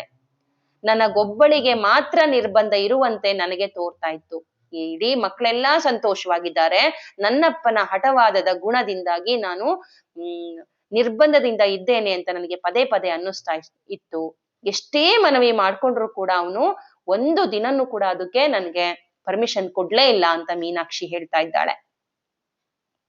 ನನ್ನ 8 ಅಥವಾ 9ನೆಯ ವಯಸ್ಸಿನಲ್ಲಿ ನಾನು ಎಲ್ಲವನ್ನ ನಿರ್ವಹಿಸಲು ಮತ್ತು ನನ್ನ ಸ್ವತಃ ಕೆಲಸವನ್ನ ನಾನು ಮಾಡ್ಕೋಬೇಕು, ಅಗತ್ಯವಿರೋದನ್ನೆಲ್ಲ ನಾನು ಸರಾಗವಾಗಿ ಮಾಡೋದಕ್ಕೆ ನಾನು ಮುಂದಾದೆ.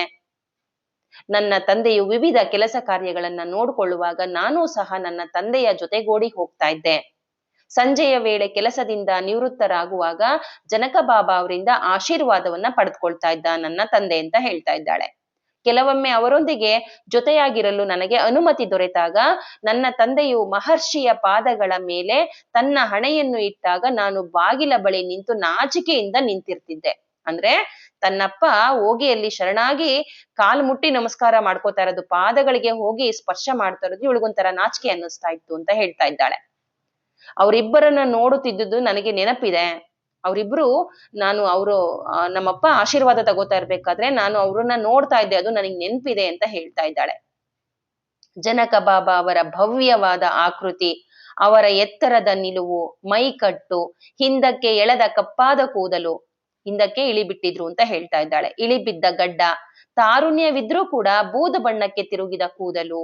ಅವರು ತಮ್ಮ ತರುಣಾವಸ್ಥೆಯಲ್ಲೂ ಕೂಡ ಜ್ಞಾನವನ್ನು ಧಾರಣ ಮಾಡಿದಂತೆ ತೋರ್ತಿದ್ರು. ಅಂದ್ರೆ ನೋಡಿ, ಇಲ್ಲಿ ಧ್ಯಾನ ಮಾಡಿ ಮಾಡಿ ಋಷಿ ತರ ಇರುವಂತ ಜನಕ ಬಾಬಾ ಅವರು ತುಂಬಾ ಜ್ಞಾನವನ್ನ ಹೊಂದಿದ್ರು ಅಂತ ನನಗೆ ಚಿಕ್ಕದ್ರಲ್ಲೇ ನನ್ಗೆ ಅನ್ನಿಸ್ತಾ ಇತ್ತು.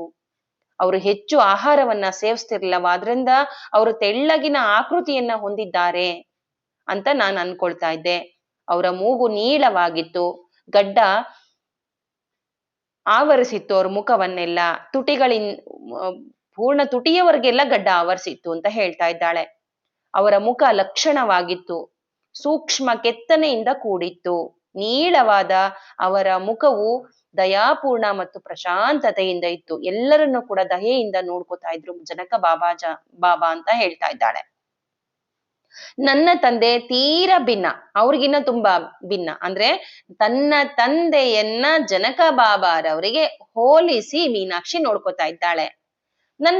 ಅಪ್ಪನ ಬಗ್ಗೆ ಹೇಳ್ತಾ, ನನ್ನಪ್ಪನೂ ಕೂಡ ಎತ್ತರವಾಗಿದ್ದ, ಆದರೂ ಕೂಡ ಭುಜವನ್ನ ವಕ್ರ ಮಾಡಿಕೊಂಡು ಮಹಾರಾಜರಿಗಿಂತ ನಾನು ಕಡಿಮೆ ಎತ್ತರವಾಗಿ ಕಾಣ್ಬೇಕು ಅನ್ನೋ ತರ ಬಾಗಿ ನಿಂತಿರ್ತಿದ್ದ.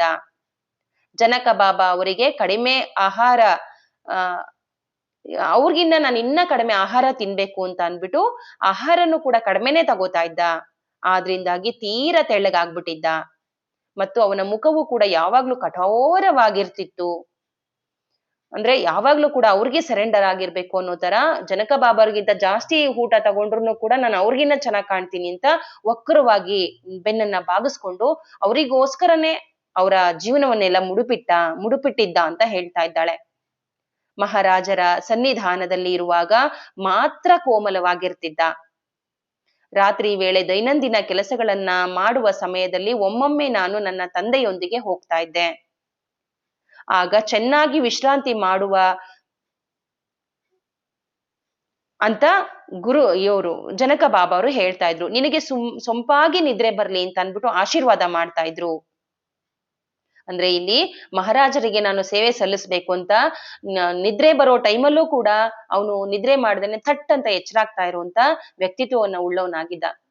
ಹಾಗಾಗಿ ಇವರು ಜನಕ ಬಾಬಾ ಇದನ್ನೆಲ್ಲ ಗಮನಿಸಿ ನಿನಗೆ ಚೆನ್ನಾಗಿ ನಿದ್ರೆ ಬರ್ಲಿ ಅಂತ ಆಶೀರ್ವಾದ ಮಾಡಿ ಕಳಿಸ್ತಾ ಇದ್ರು. ಯಾವಾಗ್ಲೂ ಮಹಾರಾಜರು ಮೃದುವಾದ ಧ್ವನಿಯಿಂದ ಹೇಳ್ತಾ ಇರೋದನ್ನ ನಾನು ಪದೇ ಪದೇ ಕೇಳ್ಕೊತಾ ಇದ್ದೆ ಅಂತ ಮೀನಾಕ್ಷಿ ಹೇಳ್ತಾ ಇದ್ದಾಳೆ. ರಾತ್ರಿ ಎಷ್ಟೇ ವೇಳೆಯಾದ್ರೂ ಕೂಡ ಮಹಾರಾಜರು ಸ್ವಲ್ಪ ನಿದ್ರೆಗೆ ಜಾರಿದ್ದಾರೆ ಎಂದು ತಿಳಿದಿದ್ರು ಕೂಡ ನನ್ನ ತಂದೆ ಅವರ ಆಶೀರ್ವಾದವನ್ನ ಸ್ವೀಕರಿಸುವ ಕ್ರಿಯೆಯನ್ನ ಪೂರ್ಣಗೊಳಿಸದೆ ಹೊರಗ್ ಬರ್ತಾ ಇರ್ಲಿಲ್ಲ. ಆಶೀರ್ವಾದವಿಲ್ಲದೆ ತನ್ನ ತಂದೆ ಮಲಗೋದು ಸಾಧ್ಯನೇ ಇರ್ಲಿಲ್ಲ. ಅವ್ರ ಆಶೀರ್ವಾದ ಪಡ್ಕೊಂಡೆ ಅವನ ಆಚೆ ಹೋಗ್ತಾ ಇದ್ದ ಅಂತ ಹೇಳ್ತಾ ಇದ್ದಾಳೆ. ಹೀಗೇಕೆ ಎಂದು ನಾನೊಮ್ಮೆ ಅವನನ್ನ ಕೇಳಿದೆ. ಅದಕ್ಕೆ, ಒಂದು ವೇಳೆ ತಾನು ರಾತ್ರಿಯೇ ಮರಣ ಹೊಂದಿದರೆ ಜನಕ ಬಾಬಾರವರ ಆಶೀರ್ವಾದವನ್ನ ನಾನು ತಗೊಳ್ಳೋದಕ್ಕೆ ಖಚಿತಪಡಿಸ್ಕೋಬೇಕಲ್ವಾ, ಆಗ್ಲೇ ನಾನೇನಾದ್ರು ಮರಣ ಹೊಂದಿದ್ರೆ ಏನ್ ಮಾಡೋದು ಅಂತ ಪದೇ ಪದೇ ಹೇಳ್ತಾ ಇದ್ದ. ಈ ಪ್ರಕ್ರಿಯೆ ನನಗೆ ಸಮಾಧಾನ ನೀಡ್ಲಿಲ್ಲ. ನನ್ನ ತಂದೆ ರಾತ್ರಿಯೇ ಸತ್ರೆ ಏನಾಗತ್ತೆ, ನನಗೇನಾಗತ್ತೆ ಅನ್ನೋ ತರ ಚಿಂತೆಗೆ ಹೋಗ್ತಾ ಇದ್ದೆ. ಯಾರೋ ಒಬ್ಬ ತಪಸ್ವಿಗಳನ್ನು ಭೇಟಿಯಾಗಲು ಅಥವಾ ತಮ್ಮ ಧ್ಯಾನ ಸಾಧನೆಗೆ ಏಕಾಂತಕ್ಕಾಗಿ ವಾರಗಟ್ಟಲೆ, ಅಂದ್ರೆ ಇಲ್ಲಿ ಜನಕ ಬಾಬಾರ ಬಗ್ಗೆ ಹೇಳ್ತಾ ಇದ್ದಾಳೆ, ವಾರಗಟ್ಟಲೆ ಅರಮನೆಯನ್ನ ಬಿಟ್ಟು ಹೋಗ್ತಾ ಇದ್ರು. ಆ ಸಮಯದಲ್ಲೂ ಕೂಡ ನನ್ನ ತಂದೆ ಆತಂಕಕ್ಕೊಳಕಾಗ್ತಿದ್ರು. ಅಂದ್ರೆ ಅವರ ಆಶೀರ್ವಾದವನ್ನ ತಗೊಳ್ಳದೆ ಹೇಗಿರೋದು ಅನ್ನೋ ತರ ಅವ್ರು ಬರೋವರ್ಗುನು ಕೂಡ ದಾರಿ ಕಾಯ್ತಾ ಇದ್ರು ನನ್ನ ತಂದೆ ಅಂತ ಹೇಳ್ತಾ ಇದ್ದಾಳೆ. ತನ್ನ ಜೀವನವು ಬಾಬಾ ಅವರ ಮೇಲೆಯೇ ಅವಲಂಬಿತವಾಗಿದೆ ಎನ್ನುವಂತೆ ಅವರು ಯಾವಾಗ್ಲೂ ಕೂಡ ಅವರ ಮರಳುವಿಕೆಯನ್ನ ರಾತ್ರಿಡೀ ಕಾಯ್ತಾ ಕುಳಿತುಕೊಂಡ್ಬಿಡ್ತಿದ್ರು ನಮ್ಮ ಅಪ್ಪ ಅಂತ ಹೇಳ್ತಾ ಇದ್ದಾಳೆ. ನನ್ನ ತಂದೆಯ ಕಠಿಣತೆಯನ್ನು ನಾನು ನನ್ನ ಪಾಲನೆಯ ಪೋಷಣೆಯ ಕೊರತೆಯಾಗಿದೆ ಅಂತ ನಾನು ಅಪಾರ್ಥ ಮಾಡ್ಕೊಂಡೆ. ಅಂದ್ರೆ ಯಾವಾಗ್ಲೂ ಕೂಡ ಜನಕ ಬಾಬಾನ ಮನೆಯಲ್ಲೇ ಸೇವೆ ಸಲ್ಲಿಸ್ಕೊಂಡಿರೋನು ನನ್ನನ್ನ ಪ್ರೀತಿಯಿಂದ ಬೆಳೆಸೋದಕ್ಕೆ ನನ್ನನ್ನ ಬಿಡ್ತಾ ಇಲ್ಲ, ನನ್ ಕೊರತೆ ಮಾಡ್ತಾ ಇದ್ದಾನೆ ಅಂತ ನಾನು ಅವನನ್ನ ಅಪಾರ್ಥ ಮಾಡ್ಕೊಂಡೆ. ನೋಡಿ ಅಲ್ಲಿ ನೀನು ನೀರಿಗೆ ಇಳಿಬೇಡ, ನದಿ ಹತ್ರ ಹೋಗ್ಬೇಡ, ಅರಣ್ಯದೊಳಗಡೆ ಹೋಗ್ಬೇಡ ಅಂತ ಬಂಧಿಸ್ತಾ ಇದ್ದ. ಮತ್ತೆ ರಿಕ್ವೆಸ್ಟ್ ಮಾಡ್ಕೊಂಡ್ರು ಕೂಡ ಮೀನಾಕ್ಷಿಯನ್ನ ಹೊರಗಡೆ ಹೋಗೋಕ್ ಬಿಡ್ತಾ ಇರ್ಲಿಲ್ಲ. ನನ್ ಜೊತೆನೆ ಇರ್ಬೇಕು, ಪ್ರೀತಿಯಿಂದ ಆಟ ಆಡ್ಕೊಂಡು ತನ್ನ ಕಣ್ಗಾವಲಲ್ಲೇ ಇಟ್ಕೊಂಡು ಜನಕ ಬಾಬಾನಿಗೆ ಸೇವೆ ಮಾಡೋದನ್ ಬಿಟ್ರೆ ಬೇರೆ ಏನು ಗೊತ್ತಿಲ್ಲ ಅನ್ನೋ ತರ ಇದ್ದದ್ದನ್ನ ನೋಡಿ ನನ್ನ ಪಾಲನೆ ಪೋಷಣೆ ಮಾಡೋದಕ್ಕೆ ಕೊರತೆ ಮಾಡ್ತಾ ಇದ್ದಾನೆ ಅಂತ ನನ್ನ ಅಪ್ಪನ್ನ ನಾನು ಅಪಾರ್ಥ ಮಾಡ್ಕೊಂಡೆ. ಮತ್ತು ನಾನು ಅವನ ಪ್ರೀತಿಗೆ ಪಾತ್ರಳಲ್ಲ ಎಂಬ ಬೀಜವ ನನ್ನೊಳಗಿಂದ ಮೊಳಕೆ ಒಡೆಯೋಕೆ ಪ್ರಾರಂಭ ಆಯ್ತು. ನಾನು ಬೆಳೆದು ದೊಡ್ಡವಳಾಗ್ತಿದ್ದಂತೆ ನನ್ನ ತಂದೆಯ ಎದುರು ನಾನು ಅನುಭವಿಸಿದ್ದ ಅಂಜುಬುರುಕತನ ಅಸಮಾಧಾನವಾಗಿ ರೂಪುಗೊಂಡಿತು. ಬೆಳಿತಾ ಬೆಳಿತಾ ಬೆಳಿತಾ ಇದನ್ನೇ ನೋಡಿ ನೋಡಿ ನೋಡಿ ಮೀನಾಕ್ಷಿಗೆ ಅವ್ರ ಅಪ್ಪನ ಬಗ್ಗೆ ನೋಡಿ ನನ್ನನ್ನ ಚೆನ್ನಾಗಿ ನೋಡ್ಕೋತಾ ಇಲ್ಲ ಅಂತ ಅವಳನ್ನ ಅಸಮಾಧಾನ ಪಡಕ್ ಸ್ಟಾರ್ಟ್ ಮಾಡ್ಬಿಡ್ಲು ಅಪ್ಪನ ಬಗ್ಗೆ. ಬಹುಶಃ ಅವನ ಸ್ವಭಾವದಲ್ಲಿಯ ಮಾತೃಗುಣ ಕೊರತೆಯಿಂದ ಆಗಿರ್ಬೋದು. ಅಂದ್ರೆ ತಾಯಿ ಹತ್ರ ಪ್ರೀತಿ ತೋರ್ಸೋಕೆ ಅವನಿಗೆ ಬರದೇ ಇರ್ಬೋದು, ಯಾಕಂದ್ರೆ ಅವನೊಬ್ಬ ಅಪ್ಪ ಆಗಿರೋದ್ರಿಂದ ಅವನು ಅದ್ರಲ್ಲಿ ತನ್ನ ಅಂದ್ರೆ ಜನಕ ಬಾಬಾನ ಅರಮನೆಯಲ್ಲೇ ಸೇವೆ ಮಾಡಿ ತುಂಬಾ ಸುಸ್ತಾಗಿ ಬರ್ತಿದ್ರಿಂದ ಕಾರಣದಿಂದಲೋ ಏನೋ ನನ್ನ ಬಗ್ಗೆ ಅಷ್ಟೊಂದು ಗಮನ ಕೊಡ್ಲಿಲ್ವೋ ಏನೋ ಗೊತ್ತಿಲ್ಲ. ಮಗುವಿನ ಬೆಳವಣಿಗೆಯೊಂದಿಗೆ ಭಾವನಾತ್ಮಕ ಏರಿಳಿತವನ್ನ ಗಮನ ಕೊಡೋದಕ್ಕೆ ಅವನಿಗೆ ಸಾಧ್ಯವಾಗ್ಲಿಲ್ಲ ಅಂತ ನನಗೆ ಅನ್ನಿಸುತ್ತೆ. ನನ್ನ ಭಾವನೆ ನಗಣ್ಯವಾದವು ಅಂತ ನಾನು ಭಾವಿಸ್ಕೊಂಡೆ. ಅವುಗಳನ್ನ ನಾನು ಯಾರೊಂದಿಗೂ ಹಂಚ್ಕೊಳ್ಳಿಲ್ಲ. ನನ್ನ ಬಳಿಯೇ ನಾನು ಅದನ್ನ ಇಟ್ಕೊಳ್ಳೋದಕ್ಕೆ ಕಲ್ತ್ಕೊಂಡೆ. ನಾನು ಸುಮಾರು ಒಂದು 12 ವರ್ಷಗಳಾದೆ. ನನ್ನ ಮತ್ತು ನನ್ನ ತಂದೆಯ ನಡುವೆ ಮೊದಲ ವಿಸ್ಫೋಟ ಸಂಭವಿಸ್ತು. ಅಂದ್ರೆ ಇಲ್ಲಿ ಹೇಳ್ತಾ ಇದ್ದಾಳೆ ಏನಕ್ಕೆ ಜಗಳ ಆಗೋಕೆ ಅಂದ್ರೆ 12ನೇ ವರ್ಷಕ್ಕೆ ಬಂದಾಗ ಸ್ವಲ್ಪ ಅಪ್ಪನಲ್ಲಿ ತಿರುಗಿ ಮಾತಾಡೋ ಬುದ್ಧಿಯನ್ನ ಕಲ್ತ್ಕೊತಾ ಇದ್ದಾಳೆ. ಅಂದ್ರೆ ಆ ಸೇವೆ ಮಾಡೋದು, ನನ್ನನ್ನು ಪ್ರೀತಿಸ್ತಾ ಇಲ್ಲ, ನನ್ನನ್ನು ಹೊರಗಡೆ ಹೋಗೋಕ್ ಬಿಡ್ತಾ ಇಲ್ಲ, ನದಿಲಿ ಆಟಾಡೋಕ್ ಬಿಡ್ತಾ ಇಲ್ಲ, ಈ ತರದ್ದು. ಅಂದ್ರೆ ಅವಳು ಮನದೊಳಗೇನೆ ಒಂದು ಬೀಜ ಬಿತ್ಕೊಂಡ್ಬಿಟ್ಟಿದ್ದಾಳೆ. ನನ್ನನ್ನು ಪ್ರೀತಿಸ್ತಾ ಇಲ್ಲ ನಮ್ಮ ಅಪ್ಪ, ಬರೀ ಅವ್ರಿಗೆ ಸೇವೆ ಮಾಡ್ಕೊಂಡು ನನ್ನನ್ನ ದೂರ ತಳ್ತಾ ಇದ್ದಾನೆ ಅನ್ನೋ ತರ ಇವಳ ಮನಸ್ಸಿನಲ್ಲಿ ಬಂದ್ಬಿಟ್ಟಿದೆ. ಈಗ 12ನೇ ವರ್ಷದವಳಾಗ್ಬಿಟ್ಟಿದ್ದಾಳೆ ಮೀನಾಕ್ಷಿ. ನನ್ನ ಮತ್ತು ನನ್ನ ತಂದೆಯ ನಡುವೆ ಮೊದಲ ವಿಸ್ಫೋಟ ಜಗಳ ಸಂಭವಿಸ್ತು ಅಂತ ಹೇಳ್ತಾ ಇದ್ದಾಳೆ. ಸೇವಕರಲ್ಲಿ ಒಬ್ಬನು ನನ್ನ ತಂದೆಯ ಒಂದಷ್ಟು ಸಾಲ ಪಡೆಯಲು ಬಂದಿದ್ದ. ಅಂದ್ರೆ ಸೇವಕರಲ್ಲಿ ಒಬ್ಬ ಬಂದ್ಬಿಟ್ಟು ಹಣ ಕೇಳೋದಕ್ಕೆ ಬಂದಿದ್ದ. ಅಂದ್ರೆ ಇಲ್ಲಿ ಅದಿತಿ ಅಂತ ಒಬ್ಳು ಫ್ರೆಂಡ್ ಇದ್ದಾಳೆ. ಅಂದ್ರೆ ಇವಳು ಜನಕ ಬಾಬಾನ ಆಸ್ಥಾನದಲ್ಲಿ ಸೇವಕಿಯಾಗಿ ಕೆಲಸ ಮಾಡ್ತಾ ಇರೋಂಥವಳು, ಅಡಿಗೆ ಕೆಲಸದಲ್ಲಿ ಮಾಡ್ತಾ ಇರುವಂತವಳು. ಅವಳು ಈ ಮೀನಾಕ್ಷಿಗೆ ಫ್ರೆಂಡ್ ಆಗಿದ್ದಾಳೆ. ಅದಿತಿ ಮಧ್ಯ ವಯಸ್ಕ ಪರಿಚಾರಕಿ ಆಗಿದ್ಲು. ಅಂದ್ರೆ ಅವಳಲ್ಲಿ ಕೆಲಸ ಮಾಡ್ಕೊಂಡಿದ್ದವಳು. ಅವಳು ನನ್ನನ್ನ ತುಂಬಾ ಇಷ್ಟ ಪಡ್ತಾ ಇದ್ಲು. ನನ್ನ ಬಾಲ್ಯದಲ್ಲಿಯ ಇತರ ಪರಿಚಾರಕರಿಗಿಂತ ಹೆಚ್ಚಾಗಿ ಅವಳು ನನ್ನನ್ನ ಮಾತೃ ವಾತ್ಸಲ್ಯವನ್ನ ತೋರಿಸ್ತಾ ಇದ್ಲು. ಅಂದ್ರೆ ತಾಯಿ ಇಲ್ದೇ ಇರುವಂತವಳಿಗೆ ಪ್ರೀತಿಯಿಂದ ಪ್ರೀತಿ ತೋರ್ಸೋದಕ್ಕೆ ಪ್ರಾರಂಭ ಮಾಡಿದಾಗ ಇವಳು ಅವಳನ್ನ ತುಂಬಾ ಆತ್ಮೀಯ ಗೆಳತಿ ಅಂತ ಮೀನಾಕ್ಷಿ ಅನ್ಕೊಂಡ್ಲು. ತನ್ನ ಮುಖದ ಮೇಲೆ ಏಕಾಂಗಿಯಾಗಿರುವ ಭಾವನೆಯನ್ನು ಅವಳು ಗ್ರಹಿಸಿದಾಗ ನನ್ನನ್ನ ಎದೆಗೆ ಬಚ್ಚಿಟ್ಕೊಂಡು ಪ್ರೋತ್ಸಾಹದಿಂದ ಪಿಸು ನುಡಿಯನ್ನ ಆಡ್ತಾ ಇದ್ಲು. ಇಂದು ಅವಳು ಬಂದಾಗ ನಾನು ನನ್ನ ತಂದೆಯ ಜೊತೆಯಾಗಿ ಕೋಣೆಯನ್ನ ಸ್ವಚ್ಛಗೊಳಿಸ್ತಾ ಇದ್ದೆ. ಆಗ ಅವಳು ನಾನು ಮುಂದಿನ ದಿನದಲ್ಲಿ ಒಳ್ಳೆಯ ಹೆಂಡತಿ ಆಗ್ತೇನೆ ಅಂತ ನನ್ನ ತಂದೆಗೆ ಸಹಜವಾಗಿ ಹೇಳಿದ್ಲು. ಅಂದ್ರೆ ಮೀನಾಕ್ಷಿ ಒಳ್ಳೆ ಕೆಲಸ ಎಲ್ಲ ಚೆನ್ನಾಗಿ ಮಾಡ್ತಾ ಸ್ವಚ್ಛಗೊಳಿಸ್ತಾ ಇರೋದನ್ನ ನೋಡಿ ಅದಿತಿ ಅನ್ನೋ ಫ್ರೆಂಡ್ ಹೇಳಿದ್ಲು ಅವ್ರ ತಂದೆಗೆ, ಇವಳು ಮುಂದೆ ಒಳ್ಳೆ ಗಂಡನಿಗೆ ಒಳ್ಳೆ ಹೆಂಡತಿ ಆಗ್ತಾಳೆ ಅಂತ ಹೇಳಿದಾಗ ಅದಕ್ಕೆ ನನ್ನ ತಂದೆ ಮೀನಾಕ್ಷಿ ಎಂದು ಮದುವೆ ಆಗುವುದಿಲ್ಲ ಎಂದು ತೀಕ್ಷ್ಣವಾಗಿ ಉತ್ತರಿಸ್ಬಿಟ್ಟ. ಅವನ ಧ್ವನಿಯಿಂದ ಅದಿತಿಗೆ ಅಘಾತವಾದಂತೆ ಕಂಡು ಬಂದ್ಲು. ಅವಳು ಅವನನ್ನ ಪ್ರಶ್ನಿಸಲು ಬಯಸದೆ ಸುಮ್ಮನೆ ಕೋಣೆಯೊಳಗೆ ಹೊರಟು ಹೋದ್ಲು. ಅದಕ್ಕೆ ಈಗ ಮೀನಾಕ್ಷಿ ಅವ್ರ ಅಪ್ಪನ ಹತ್ರ ಕೇಳ್ತಾ ಇದ್ದಾಳೆ, ಅಪ್ಪ ಎಂದು ಉದ್ಗರಿಸಿದೆ, ನೀನೇಕೆ ಹಾಗೆ ಹೇಳಿದೆ ಅಂತ ಹೇಳಿದ್ಲು, ಗದಲಿಸಿದ್ಲು. ಅಪ್ಪನ ಹತ್ರ ಕೇಳ್ತಾ ಇದ್ದಾಳೆ ಮೀನಾಕ್ಷಿ. ಏಕೆಂದರೆ ಅದು ಸತ್ಯ. ಎಂದು ಕಠೋರವಾಗಿ ಮತ್ತು ದೃಢ ನಿರ್ಧಾರದ ಧ್ವನಿಯಲ್ಲಿ ಹೇಳಿದನು. ಯಾರು ಮದುವೆಯಾಗದಷ್ಟು ನಾನು ಆಕರ್ಷಣಹೀನಳಾಗಿದ್ದೇನೆಯೇ? ನಾನು ನೋವಿನ ಸ್ವರದಲ್ಲಿ ಕೇಳಿದೆ. ನಾನು ನನ್ನನ್ನು ಕುರೂಪಿ ಎಂದು ನಾನು ಎಂದೂ ಭಾವಿಸಿರ್ಲಿಲ್ಲ. ವಾಸ್ತವವೆಂದರೆ ನಾನು ನನ್ನ ಬಾಹ್ಯ ನೋಟದ ಕುರಿತು ನಾನೆಂದೂ ಯೋಚನೆ ಮಾಡಿರ್ಲಿಲ್ಲ. ಆದರೆ ನಾನು ವಯಸ್ಸಿಗೆ ಬಂದಂತೆ ಸ್ತ್ರೀತ್ವದಿಂದ ಬೆಳೆಯುತ್ತಿದ್ದಂತೆ ಮೊಟ್ಟ ಮೊದಲ ಬಾರಿಗೆ ನಾನು ನನ್ನ ಹೊರ ನೋಟದ ಕುರಿತು ಅರಿವಿಗೆ ಬಂದೆ. ನಾನು ನಿಜವಾಗಿಯೂ ಹೀನಳಾಗಿದ್ದೇನೆಯೇ ಎಂದು ಪ್ರಶ್ನಿಸುತ್ತಿದ್ದೆ. ನಾನು ತೀರ ಎತ್ತರ ಅಥವಾ ಕುಳ್ಳಗೆ ಅಲ್ಲದ ಮಧ್ಯಮ ನಿಲುವನ್ನ ಹೊಂದಿದ್ದೆ. ತೀರ ಕಪ್ಪು ಅಲ್ಲದ ಕಂದು ಬಣ್ಣವನ್ನ ಹೊಂದಿದ್ದೆ. ನಾನು ತುಂಬಾ ತೆಳ್ಳಗಿದ್ದ. ನನ್ನ ಕೂದಲನ್ನ ಹೊಂದಿದ್ದೆ. ಹಾಗಾಗಿ ಬೆನ್ನ ಮೇಲೆ ನೀಳವಾದ ಸುಗಂಧಪೂರ್ಣ ಜಡೆಯನ್ನ ಬಿಡುತ್ತಿರ್ಲಿಲ್ಲ. ಆದ್ರೆ ಅದು ಹೇಗೆ ಪರಿಗಣನೆಗೆ ಬರುತ್ತದೆ? ನನ್ನ ವಿಷಯದಲ್ಲಿ ಒಂದೇ ಒಂದು ಆಕರ್ಷಣೀಯವಲ್ಲದ ಸಂಗತಿ ಎಂದರೆ ನನ್ನ ಬಲಗೆನ್ನೆಯ ಕೆಳಭಾಗದಲ್ಲಿದ್ದಂತಹ ಮಚ್ಚೆ. ಆದರೆ ಅದು ಹೇಗೆ ಮುಖ್ಯವಾಗುತ್ತದೆ ಎಂದು ನನಗೆ ಅರ್ಥವಾಗ್ಲಿಲ್ಲ. ಬಾಹ್ಯ ಸೌಂದರ್ಯಕ್ಕಿಂತ ಆಂತರಿಕ ಸೌಂದರ್ಯ ನಮ್ಮ ನಡತೆಗೆ ಮುಖ್ಯವಾಗಿದೆ. ಆದ್ದರಿಂದ ನನ್ನ ಹೊರನೋಟ ನನ್ನ ಮದುವೆಗೆ ಅಡ್ಡಿಯಾಗೋದಿಲ್ಲ, ಯಾವುದೇ ಪರಿಣಾಮ ಬೀರೋದಕ್ಕೆ ಸಾಧ್ಯವೇ ಇಲ್ಲ ಅಂತ ನಾನು ಅನ್ಕೊಂಡೆ. ನನ್ನ ತಂದೆಯ ಮುಖ ಸ್ವಲ್ಪ ಮೃದುವಾಯಿತು. ನೋಡಿ, ಇಲ್ಲಿ ತಾಯಿ ಮೀನಾಕ್ಷಿ ಕೇಳ್ತಾ ಇದ್ದಾಳೆ, ಅಪ್ಪ ನೀನ್ ಯಾಕೆ ಹಾಗಂದೆ? ನನ್ಗೆ ಯಾಕೆ ಮದ್ವೆ ಬೇಡ ಅಂತ ಹೇಳ್ತಾ ಇದ್ದಾಳೆ. ಯಾಕೆ ನೀನ್ ಹಾಗಂದೆ ಅಂತ ಹೇಳಿದಾಗ ಅವನು ಅಪ್ಪ ಹೇಳ್ತಾ ಇದ್ದಾನೆ, ಕಠೋರವಾಗಿ ಮಾತಾಡ್ತಾ ಇದ್ದಾನೆ, ಇಲ್ಲ ನೀನು ಮದ್ವೆ ಆಗೋದಿಲ್ಲ ಅಂತ ಹೇಳ್ತಾ ಇದ್ದಾನೆ. ಅದಕ್ಕೆ ಮತ್ತೆ ಅದೆಲ್ಲ ಹೇಳಿದ್ಮೇಲೆ ಮಗಳಿಗೆ ಬೇಜಾರಾಯ್ತು ಅನ್ನೋ ರೀತಿಯಾಗಿ ಸ್ವಲ್ಪ ಕೋಪದಲ್ಲಿದ್ದವನು ಸ್ವಲ್ಪ ಮೃದುವಾಗಿ ತಂದೆ ನೋಡ್ತಾ ಇದ್ದಾನೆ.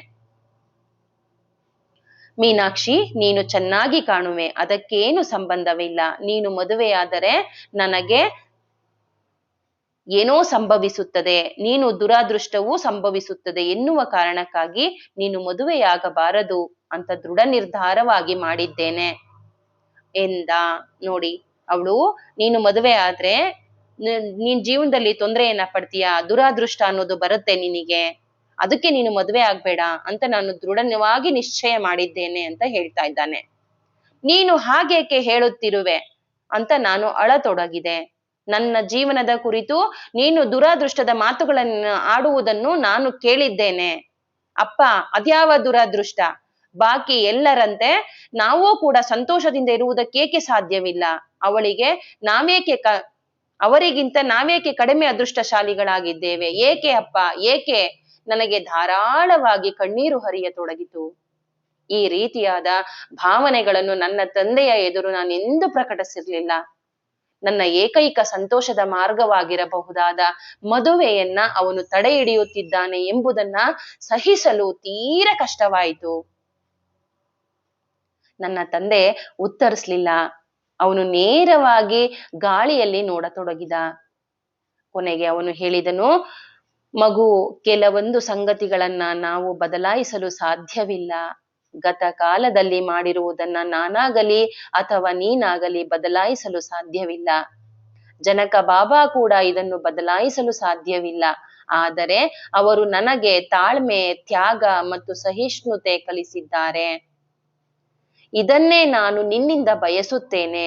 ಜೀವನದಲ್ಲಿ ನಿನಗೆ ನೀಡಲಾಗುವುದನ್ನು ನೀನು ಸ್ವೀಕರಿಸಲು ಕಲಿಯಬೇಕು. ಶ್ರದ್ಧೆಯಿಂದ ನೀನು ನಿನ್ನ ಕರ್ತವ್ಯಗಳನ್ನು ನಿರ್ವಹಿಸಿದರೆ ನನ್ನಂತೆಯೇ ನೀನೂ ಕೂಡ ಸಂತೃಪ್ತಿಯನ್ನ ಹೊಂದುವೆ. ನೋಡಿ, ಅವಳು ಕೋಪ ಮಾಡ್ಕೋತಾ ಇದ್ರೆ ಪ್ರೀತಿಯಿಂದ ಅವಳ ಹತ್ತಿರ ಹೋಗಿ, ಮಗು, ನೀನು ಜೀವನದಲ್ಲಿ ನಿನಗೆ ನೀಡಲಾಗಿರುವುದನ್ನ ನೀನು ಸ್ವೀಕರಿಸಲು ಕಲಿ. ಶ್ರದ್ಧೆಯಿಂದ ನೀನು ನಿನ್ನ ಕರ್ತವ್ಯವನ್ನ ನಿರ್ವಹಿಸು. ನನ್ನಂತೆಯೇ ನೀನು ಕೂಡ ಸಂತೃಪ್ತಿಯನ್ನ ಹೊಂದ್ತೀಯ ಅಂತ ಹೇಳ್ತಾ ಇದ್ದಾನೆ. ಮತ್ತೆ ಬುದ್ಧಿವಾದವನ್ನ ಕೂಡ ಹೇಳ್ತಾ ಇದ್ದಾನೆ.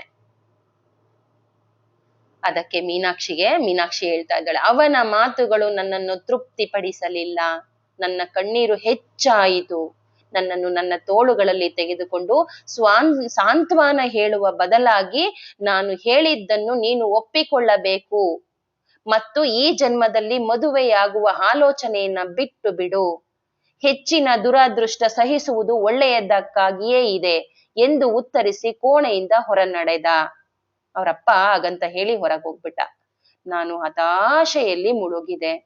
ಆದರೆ ನಮ್ಮಿಬ್ಬರ ನಡುವೆ ಅಂತರ ಹೆಚ್ಚಾಗಿತು, ಮಾತುಗಳು ಕಡಿಮೆ ಆದವು. ಅಪ್ಪನ ಜೊತೆ ಮಾತನ್ನೇ ಬಿಟ್ಬಿಟ್ಟಿದ್ದಾಳೆ ಮೀನಾಕ್ಷಿ. ತನ್ನ ಮದುವೆ ಆಗ್ಬೇಡ ಅಂತ ಹೇಳಿದ್ದ, ಮದುವೆ ಆದ್ರೆ ನಿನಗೆ ದುರಾದೃಷ್ಟ ಬರುತ್ತೆ ಅಂತ ಹೇಳಿದ ತಕ್ಷಣ, ಮತ್ತೆ ಜೀವನದಲ್ಲಿ ನಿನಗೆ ನೀಡಲಾಗಿರುವುದನ್ನ ನೀನು ಸ್ವೀಕಾರ ಮಾಡೋದನ್ನ ಕಲಿ, ಶ್ರದ್ಧೆಯಿಂದ ನೀನು ಇರೋದನ್ನ ಅಭ್ಯಾಸ ಮಾಡ್ಕೊ, ನಿನ್ನ ಕರ್ತವ್ಯಗಳನ್ನ ನೀನು ನಿರ್ವಹಿಸ್ಕೊಂಡು ಹೋಗು, ನೀನು ಕೂಡ ನಂತರನೇ ಜೀವನದಲ್ಲಿ ಸಂತೃಪ್ತಿಯನ್ನ ಹೊಂತೀಯ ಅಂತ ಮಾತುಗಳನ್ನ ಹೇಳಿದಾಗ ಇವಳಿಗೆ ಅದನ್ನ ಕೇಳಿಸ್ಕೊಳಕ್ ಆಗ್ಲಿಲ್ಲ. ನನ್ ಮದ್ವೆ ಬೇಡ ಅಂತ ಹೇಳ್ತಾ ಇದ್ದೀನಲ್ಲ, ಎಲ್ಲಾ ಹೆಣ್ಮಕ್ಳದು ಕಥೆನೂ ಹಾಗೆ ಅಲ್ವಾ. ತನ್ನ ಜೀವನದಲ್ಲಿ ಒಳ್ಳೆ ಗಂಡ ಬರ್ಬೇಕು, ನನ್ನ ಜೀವನ ಚೆನ್ನಾಗಿರ್ಬೇಕು ಅಂತ ಕನಸು ಕಾಣ್ತಾ ಇರುವಂತ ವಯಸ್ಸಲ್ಲಿ ಅದಿತಿ ಮದ್ವೆ ಆಡ್ಕೊಂಡ್ರೆ ಒಳ್ಳೆ ಹೆಂಡತಿ ಆಗ್ತಾಳೆ ಅಂತ ಹೇಳಿದ ತಕ್ಷಣ ಅಪ್ಪ ಬೇಡ ಅಂತನಲ್ಲ, ಮತ್ತೆ ಬೇಡ ಅಂದ್ಬಿಟ್ಟು ಹಿತವಚನಗಳನ್ನ ಹೇಳ್ತಾ ಇದ್ದಾನಲ್ಲ. ಮೊದಲೇ ಕೋಪದಲ್ಲಿದ್ದಂತಹ ಮೀನಾಕ್ಷಿಗೆ ಇನ್ನೂ ಕೋಪವನ್ನ ತರಿಸ್ಬಿಟ್ಟ. ಅವನ ಮಾತುಗಳನ್ನ ಕೇಳದೆ ಅವನ್ ಅಪ್ಪನ ಮೇಲೆ ಮನಸ್ಕೊಳಕ್ಕೆ ಸ್ಟಾರ್ಟ್ ಮಾಡಿದ್ಲು. ಮಾತುಗಳೇ ಕಡಿಮೆ ಆದು ಅಂತ ಹೇಳ್ತಾ ಇದ್ದಾಳೆ. ನನ್ನ ತಂದೆಯೊಂದಿಗಿನ ನನ್ನದೇ ಆದ ತೊಂದರೆಗಳ ಹೊರತಾಗಿ ಅವನೊಬ್ಬ ಆದರ್ಶ ಸೇವಕನಾಗಿದ್ದ. ನೋಡಿ ಇಲ್ಲಿ ಹೇಳ್ತಾ ಇದ್ದಾಳೆ, ನನ್ನ ತೊಂದರೆಗಳು ಅಂದ್ರೆ ನನ್ನ ಇಲ್ಲಿ ಮದುವೆಗೆ ಬಿಟ್ಟು ನನ್ನ ತೊಂದರೆಗಳನ್ನ ಬಿಟ್ರೆ ಇನ್ನ ಅವನೊಬ್ಬ ತುಂಬಾ ಆದರ್ಶ ಸೇವಕನಾಗಿದ್ದ, ಇನ್ನುಳಿದ ಎಲ್ಲ ಪರಿಚಾರಕರಿಗಿಂತಲೂ ಕೂಡ ಗೌರವಿಸಲ್ಪಡ್ತಿದ್ದ ಎಂಬುದನ್ನ ನಾನ್ ಕಾಣ್ತಿದ್ದೆ. ಕೆಲಸದಲ್ಲಿ ಮನೆ ಕೆಲಸದಲ್ಲಿ ಅವರವರ ಸ್ಥಾನಮಾನ ಏನೇ ಇದ್ರೂ ಸಹಿತ ಯಾರೊಂದಿಗೂ ಎಂದು ವಿರೋಧ ವ್ಯಕ್ತಪಡಿಸದೆ, ಬೇಡಿಕೆಯನ್ನು ಇಡದೆ ಎಲ್ಲರೊಂದಿಗೂ ವಿನಮ್ರತೆಯಿಂದ ಗೌರವಯುತವಾಗಿ ಮಾತನಾಡುವ ಮತ್ತು ಮನೆಯವರೆಲ್ಲರ ಒಳಿತಿಗಾಗಿ ತನ್ನ ಸ್ವಂತ ಅಗತ್ಯ, ಇಚ್ಛೆ ಹಾಗೂ ಭಾವನೆಗಳನ್ನು ಕೂಡ ಬದಿಗಿರಿಸುವ ಅವನ ನಡತೆ ಅನುಸರಿಸಲು ನಾನು ಪ್ರಯತ್ನ ಮಾಡಿದೆ.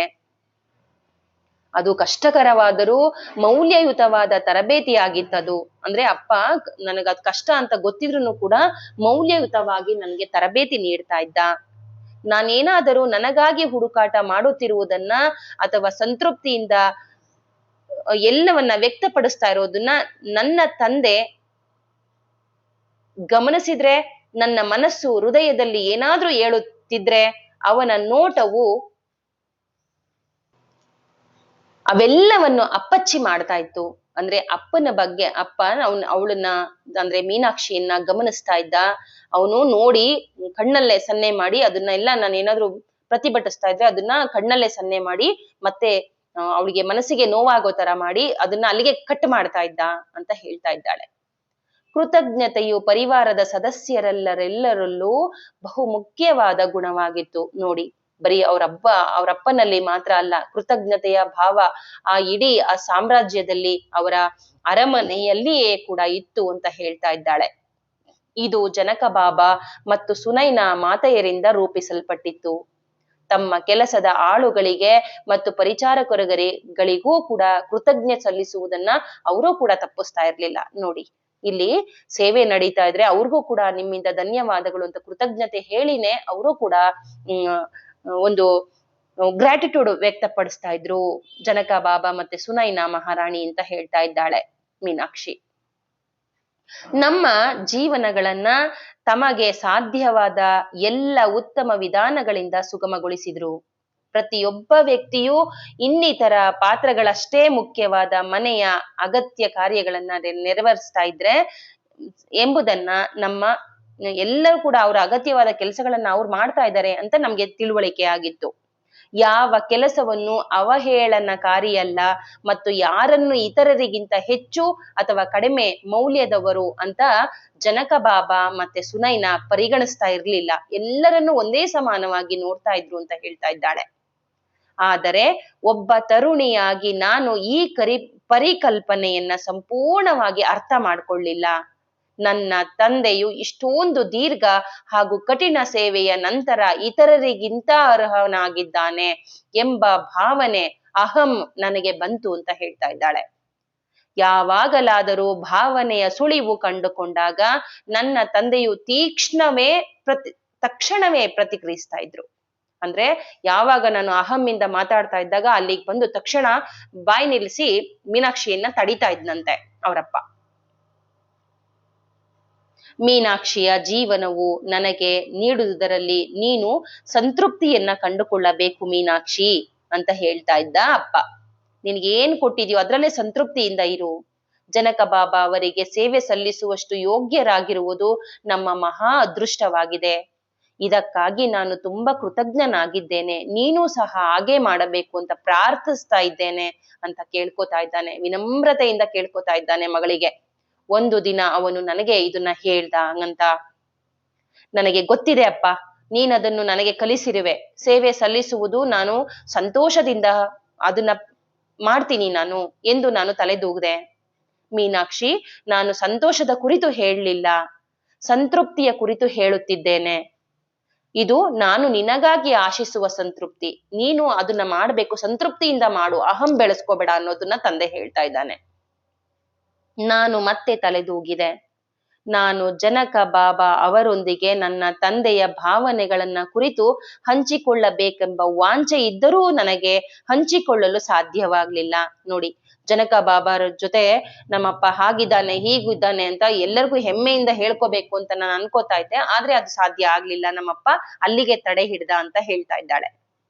ಜನಕ ಬಾಬಾ ಅವರು ನನಗೆ ತುಂಬಾ ದೂರದ ಆಕೃತಿಯಾಗಿದ್ರು. ಅಂದ್ರೆ ಅವಳ ಹತ್ರನೂ ಹೋಗ್ತಾ ಇರ್ಲಿಲ್ಲ. ಜನಕ ಬಾಬಾ ಅವ್ರ ಹತ್ರ ಅವ್ರನ್ನ ನೋಡ್ತಾ ಇರ್ಲಿಲ್ಲ, ಮಾತಾಡಿಸ್ತಾ ಇರ್ಲಿಲ್ಲ. ದೂರದಲ್ಲಿ ಏನೋ ಕೆಲಸ ಮಾಡ್ಕೊಂಡು ಇರ್ತಿದ್ಲು. ಅವರ ಕುರಿತು ನನಗೆ ಅಪಾರವಾದ ಗೌರವ ಮತ್ತು ಪೂಜ್ಯ ಭಾವನೆ ಇತ್ತು. ಆದರೆ ಅವರ ಉಪಸ್ಥಿತಿಯಲ್ಲಿ ನನಗೆ ತುಂಬಾ ನಾಚಿಕೆ ಅನ್ನಿಸ್ತಾ ಇತ್ತು. ಅಂದ್ರೆ ಅವರೊಂದು ದೈವಿಕ ಪುರುಷ ಅನ್ನಿಸ್ತಾ ಇತ್ತು. ಎಲ್ಲ ಗೌರವ ಆಧಾರ ಇದೆ, ಆದ್ರೆ ಅವ್ರ ಎದುರುಗಡೆ ಹೋಗಿ ನಿಂತ್ಕೊಳ್ಳೋದಕ್ಕೆ ನನ್ಗೊಂಥರ ಮುಜುಗರ ಅನ್ನಿಸ್ತಾ ಇತ್ತು ಅಂತ ಹೇಳ್ತಾ ಇದ್ದಾಳೆ. ಹೀಗಾಗಿ ಎಂದಿಗೂ ನಾನು ಬಾಬಾರ ಸಮೀಪ ಹೋಗ್ಲಿಲ್ಲ. ಅವರನ್ನೆಂದು ನೇರವಾಗಿ ನಾನು ನೋಡ್ಲೇ ಇಲ್ಲ. ಎಂದು ಅವರೊಂದಿಗೆ ನಾನು ಮಾತಾಡ್ಲಿಲ್ಲ. ಅವರನ್ನು ದೂರದಿಂದ ನಾನು ಗಮನಿಸಿದಾಗ ಅವರಿಂದ ಸಂತೋಷ ಹೊರಹೊಮ್ತಾ ಇರುವುದನ್ನ ನಾನು ಗ್ರಹಿಸುತ್ತಿದ್ದೆ. ಪ್ರತಿಯೊಬ್ಬರೂ ಅವರೊಂದಿಗೆ ಹೊಂದಿದ ಪ್ರೀತಿಯನ್ನ ನಾನು ಕಾಣ್ತಾ ಇದ್ದೆ. ಅವರ ಮುಗುಳ್ನಗೆ, ಅವರ ನಗು ಅರಮನೆಯನ್ನ ಬೆಳಗ್ತಾ ಇತ್ತು. ನನ್ನ ತಂದೆಗೆ ಈ ಸಂತೋಷ ಯಾಕೆ ಸಾಧ್ಯವಿಲ್ಲ ಅಂತ ನಾನು ಅಂದ್ಕೋತಾ ಇದ್ದೆ. ಇನ್ನ ಮುಂದಿನ ಕಥೆಯನ್ನ ಮುಂದಿನ ವಿಡಿಯೋದಲ್ಲಿ ನೋಡೋಣ friends. Thank you so much.